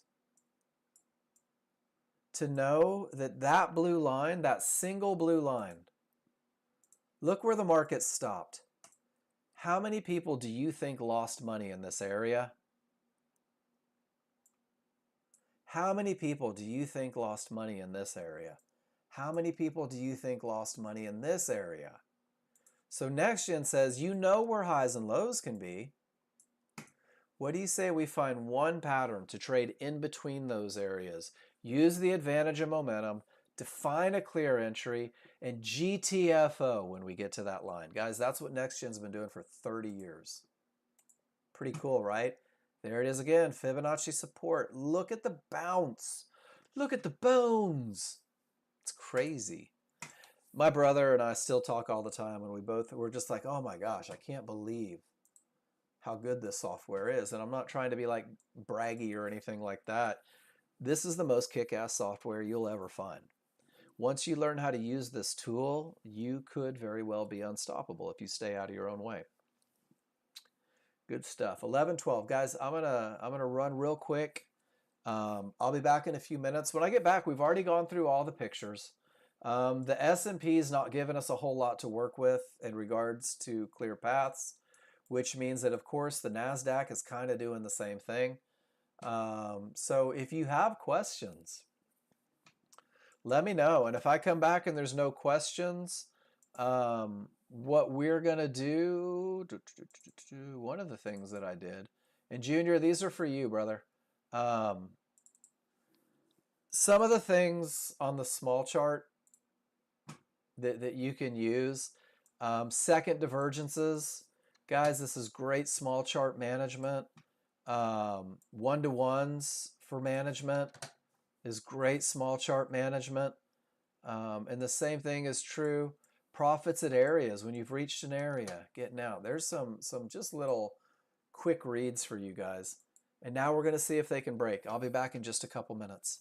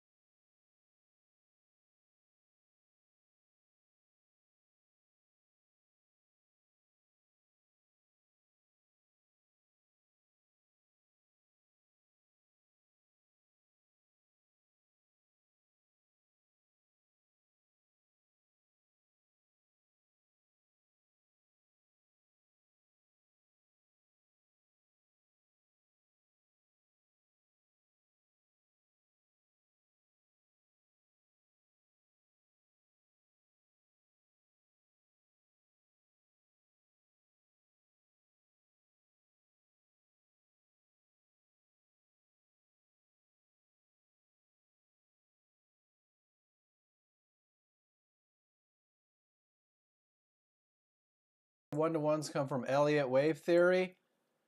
That's cool. See, I didn't know that. And let me show you what I know about one-to-ones. And I'm not very smart.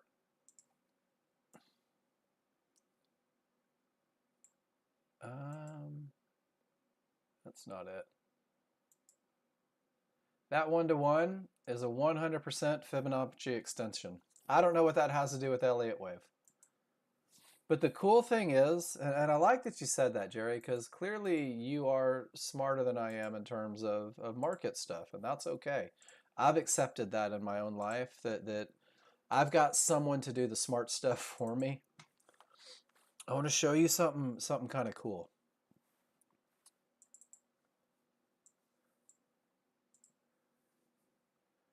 If we called the small triggers Cletus, and we called the large triggers Zeke,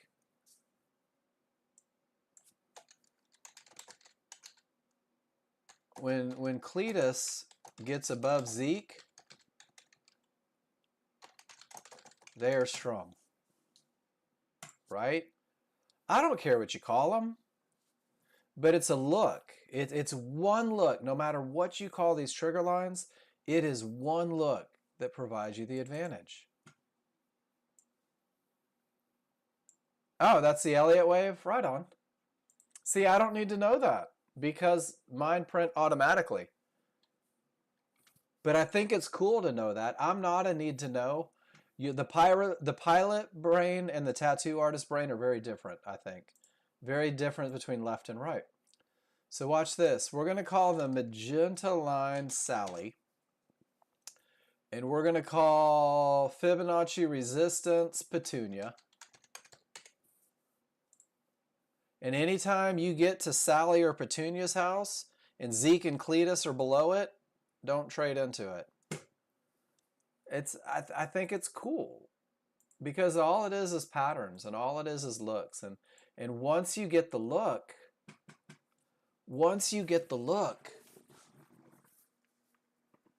it's easy.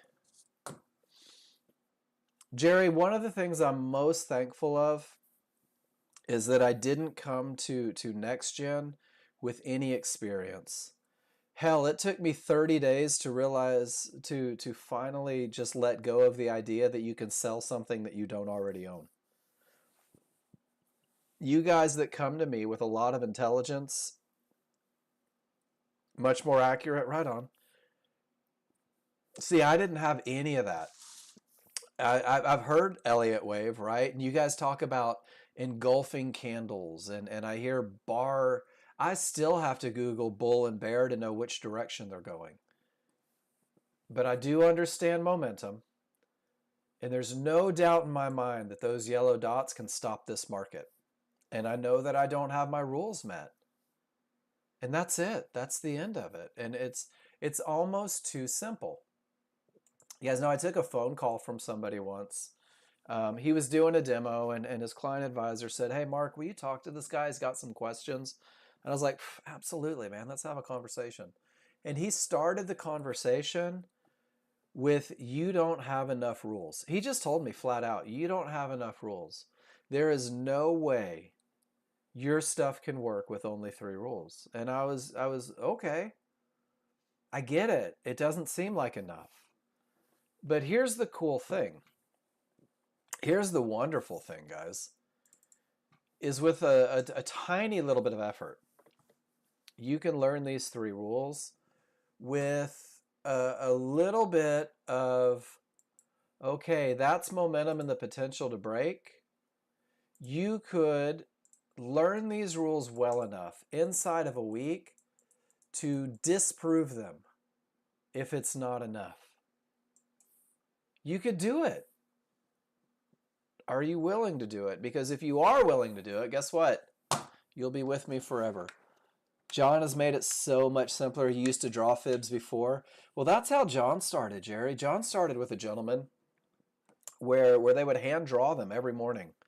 And then John's like, "Man, that's too much work." And that's where Nexgen started.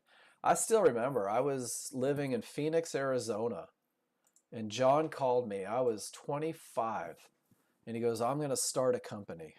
I'm going to automate Fibonacci." And I had no idea what he was talking about. It's too much work. And that's where I get back to, guys. Somebody's done everything smart that I need to do. It's just like my car. When I walk out to my car and I turn the key, it goes vroom vroom and I drive to the golf course, right? I don't have to know anything about valves or turbos or pistons or connecting rods. I do, but I don't have to.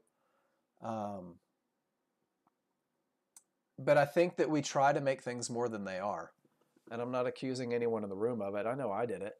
But the guy called me, said 3 rules isn't enough. And I said, well, learn 3 rules and prove that it's not enough.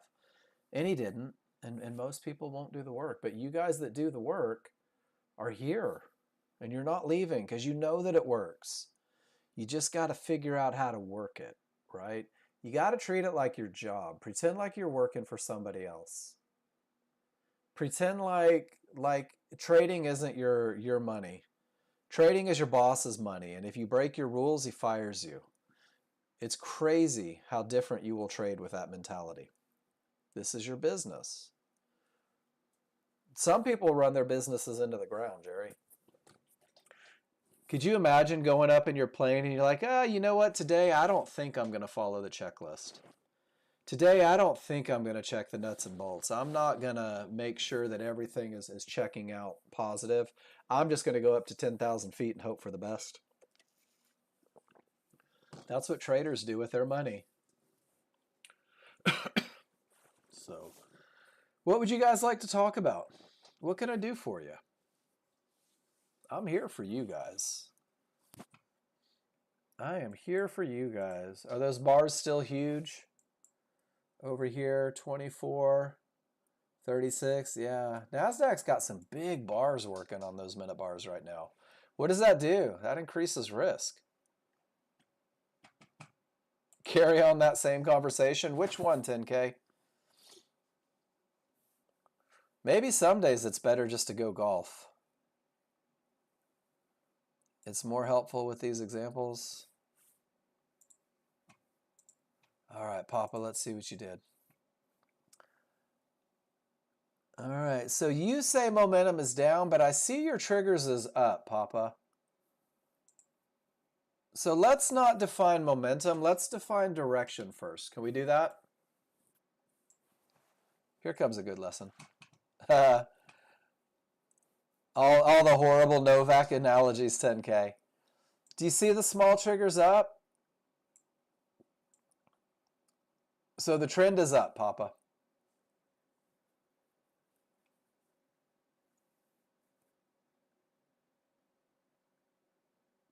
And you went short directly into trouble. So if we were, yeah, that's it. That's how easy it is to define trend. Your triggers are either up or down. Your small triggers are either up or down. That's it. And if they're up, let's go up with them. And if they're down, let's go down with them. Does that make sense? It's almost too easy. Hold on. Bum, bum, bum, bum, bum, bum, bum. I'll just open it up in the, here, I won't do the, that's it. If the triggers are up, it's only long trend trades. The trend is up. If the triggers are down, it's only short. That's it. I'll show you just 1 second, Jerry. So a couple things, and Papa, this is great that you're taking these trades. Because the triggers are up, only longs says I avoid that loser. Now here's the other thing. Papa, once again, you're trading directly into trouble. This time, trouble takes you out of the trade. So up is only part of it. Direction is the other, or direction is the first part. But having room to your targets, not trading directly into trouble. And I see that you got those zones. Not trading direct. See how it made the market bounce here? Could have done the same thing here.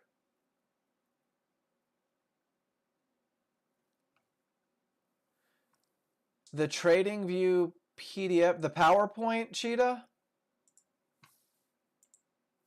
Man, I will give you everything I own right here in the room. You asked for it, I got you right here.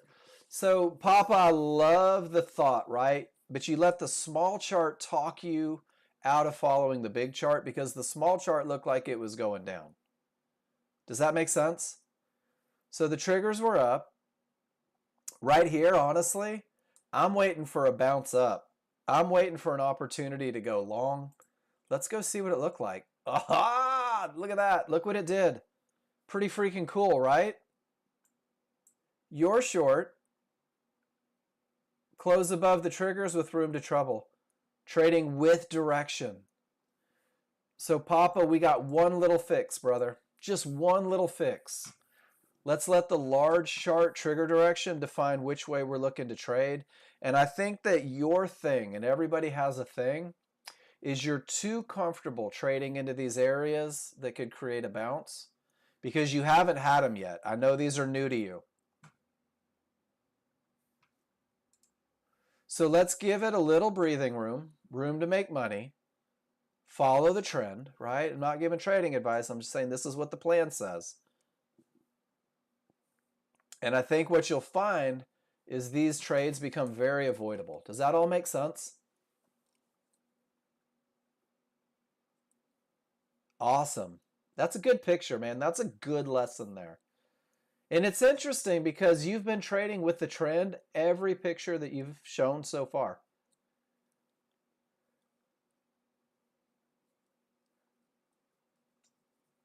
So maybe you just got bored.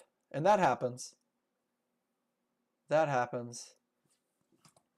All right. So, Jerry, if you click on the bars and go to settings, I believe. More settings. That's not it. Hold on. Maybe it is. Okay. Under symbol, So it's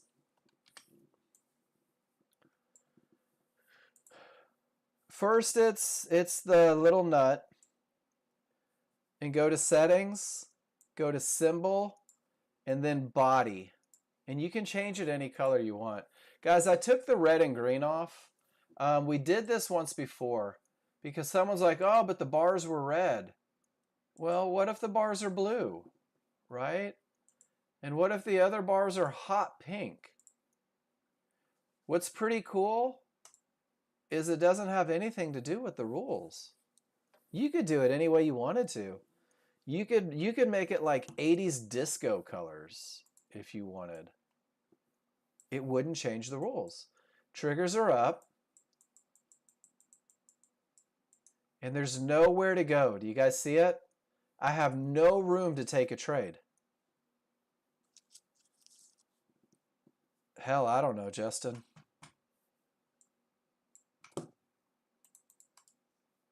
Feels like algebra. Feels like algebra. I think it's cool though, because you can go in and you can make the bars crazy colors. What's another good color? We'll go blues, right? And if you wanted to, you could make your background colors. Where's my background color? Bright yellow and below the large. You could say, well, I really feel like that's a green. And you could apply that. And guys, you can do anything you want to your charts. Anything at all. But it doesn't change that up is up and down is down, that room is room and no room is no room, right?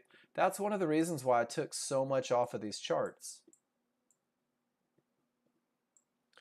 Triggers are down. There would be room to trouble. Here comes the pullback. We'll see what happens.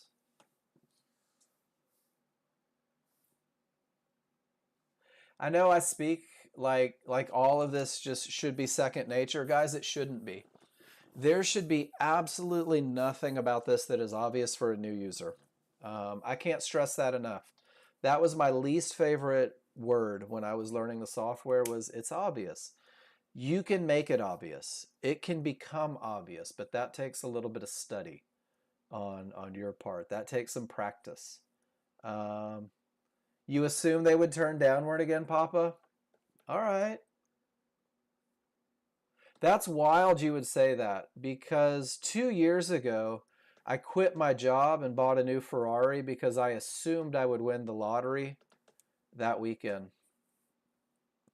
That shit blew up in my face. We don't have to predict. We're better than that. We can predict, right? I can predict that when price reached this area and none of the triggers broke, that it was more likely to go down than up. And when it reached these yellow 1-to-1s and none of the triggers broke, it was more likely to go up than down. So I can predict if they continue up right now, guess what? Somebody's going to make a decision right here if they get there. My job is to find the easy trades. My job is to find the trades with the highest chance of success, learn how to make $400 to $500 a day, and do it every day for the rest of my life. And the rest of my life will be out freaking standing. Yours could be too. Most of you already live outstanding lives. We're just making them better. There we go. With the fibs back on, it paints an even uglier picture, doesn't it?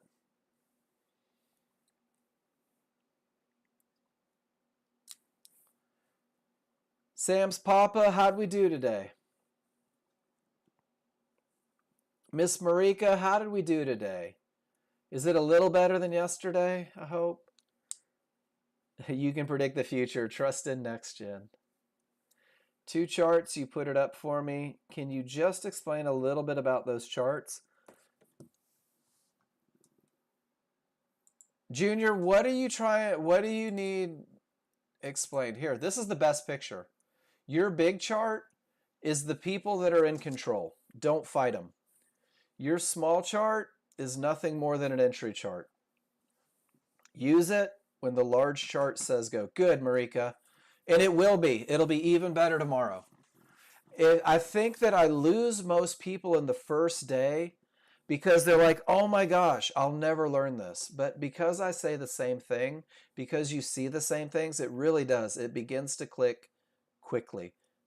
Just so Junior, you're a rookie with an automated system, which is cool. I like it. Do you want to learn to trade? Because you don't have to understand anything but the rules. And your rules are already taken care of in an automated system. Your rules for entry are already predefined. Your software puts you in the market. Now, if you want to learn to manage those trades, and that's where the money is made, watch that video that I gave you. There's nothing I can tell you about this chart other than it's a big chart, it's a slow chart, it'll define the direction, it'll define the momentum, it'll define the areas. Your software already does that for you, brother. Your automated system already does it. The small chart is where you can say, if my automated system puts me into a short trade, there might be some red flags that I need to get out. And that's where you need to watch that video a little bit and let John Novak. 90% of the heavy lifting is done for you already. Watch that video and then let's talk small chart management tomorrow a little bit. Right now, you're kind of a blank slate and you're saying, teach me. But there's, that'd be like going, hey, teach me math. Holy shit, there's a lot of math. Do you want to learn addition, subtraction, algebra, trigonometry, calculus? Do you want to learn how to balance a checkbook? So you already have the advantage. That's taken care of. This chart is where the management comes in. And that's where that video, like a good once over on that video, will help enormously. And I'll see if I can find some other resources for it too and be a little better prepared for you tomorrow. But I did put 3 documents in there. Second divergence. Whoops. Hold on. So as you begin to manage,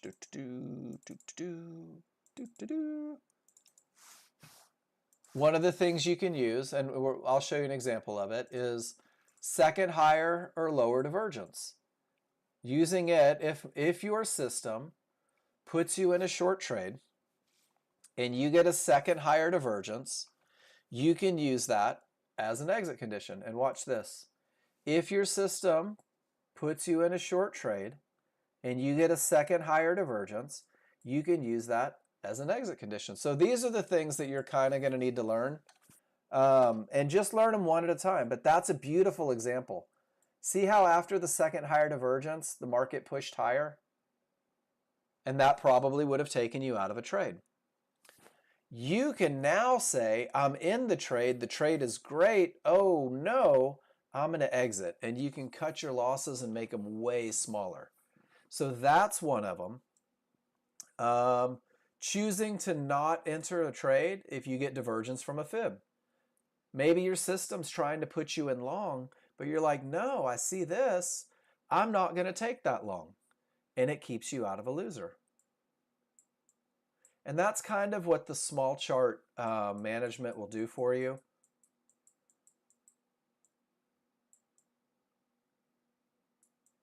Let me find another example. 3 divergences in the same price range. We teach that every day. There's that second lower divergence again. Pays dividends. Divergence from a fib pays dividends. Divergence from a 1-to-1 can create a bigger push. So there's a lot of little things that you're going to start learning. The video starts to go over them, but I think that, and I'll do it again this way. Second divergence, is a good management tool for that system. And using one-to-ones, divergence from a one-to-one as a I choose not to take that trade. Here's a good example. There's a large chart divergence from a one-to-one, even more powerful. And look what the market's doing. Isn't that wild? So maybe your system's like, hey, Junior, I want to go short. And you're saying, hell no. That's not my trade, brother. Not going to do that. Does that make sense? We'll get there. We'll get there. We just have to build a little bit of a foundation first. And once we build that little bit of a foundation, we'll just keep growing from it. All right. Aaron didn't want to post this because it's embarrassing, but I need to stop messing up like this. Feel free to grill you. I don't want to grill you. I just want to help you get better. 2 trades went pretty bad. I know the rules. I just keep being impatient because I want to skip steps 3 and 4 and catch other trades when I can't be patient enough for step 1. It's frustrating because I was actually doing pretty well following the rules and pass an eval, and then just kept messing up after that, forcing me back onto the sim. And until I stop messing up like this, I can't go back to evals. And I'm going to tell you right now, I think that's pretty intelligent. So let's see what happened. Large chart momentum, triggers separated, room to trouble, unless mid-band. Okay. So are you ready, Aaron? I'm going to do something for you right now. And it's going to be up to you whether or not you do it. But I'm going to give you something, 32 flavors of kick-ass. Are you ready?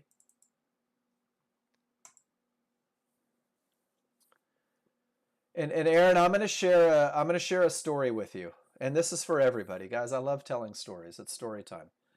I had a gentleman. Love that, Justin. I had a gentleman. And he called me. And guys, I only get the angry phone calls, apparently. And when he called me, he said, Mark, your KISS plan, and you know what? I'm going to swear a little bit.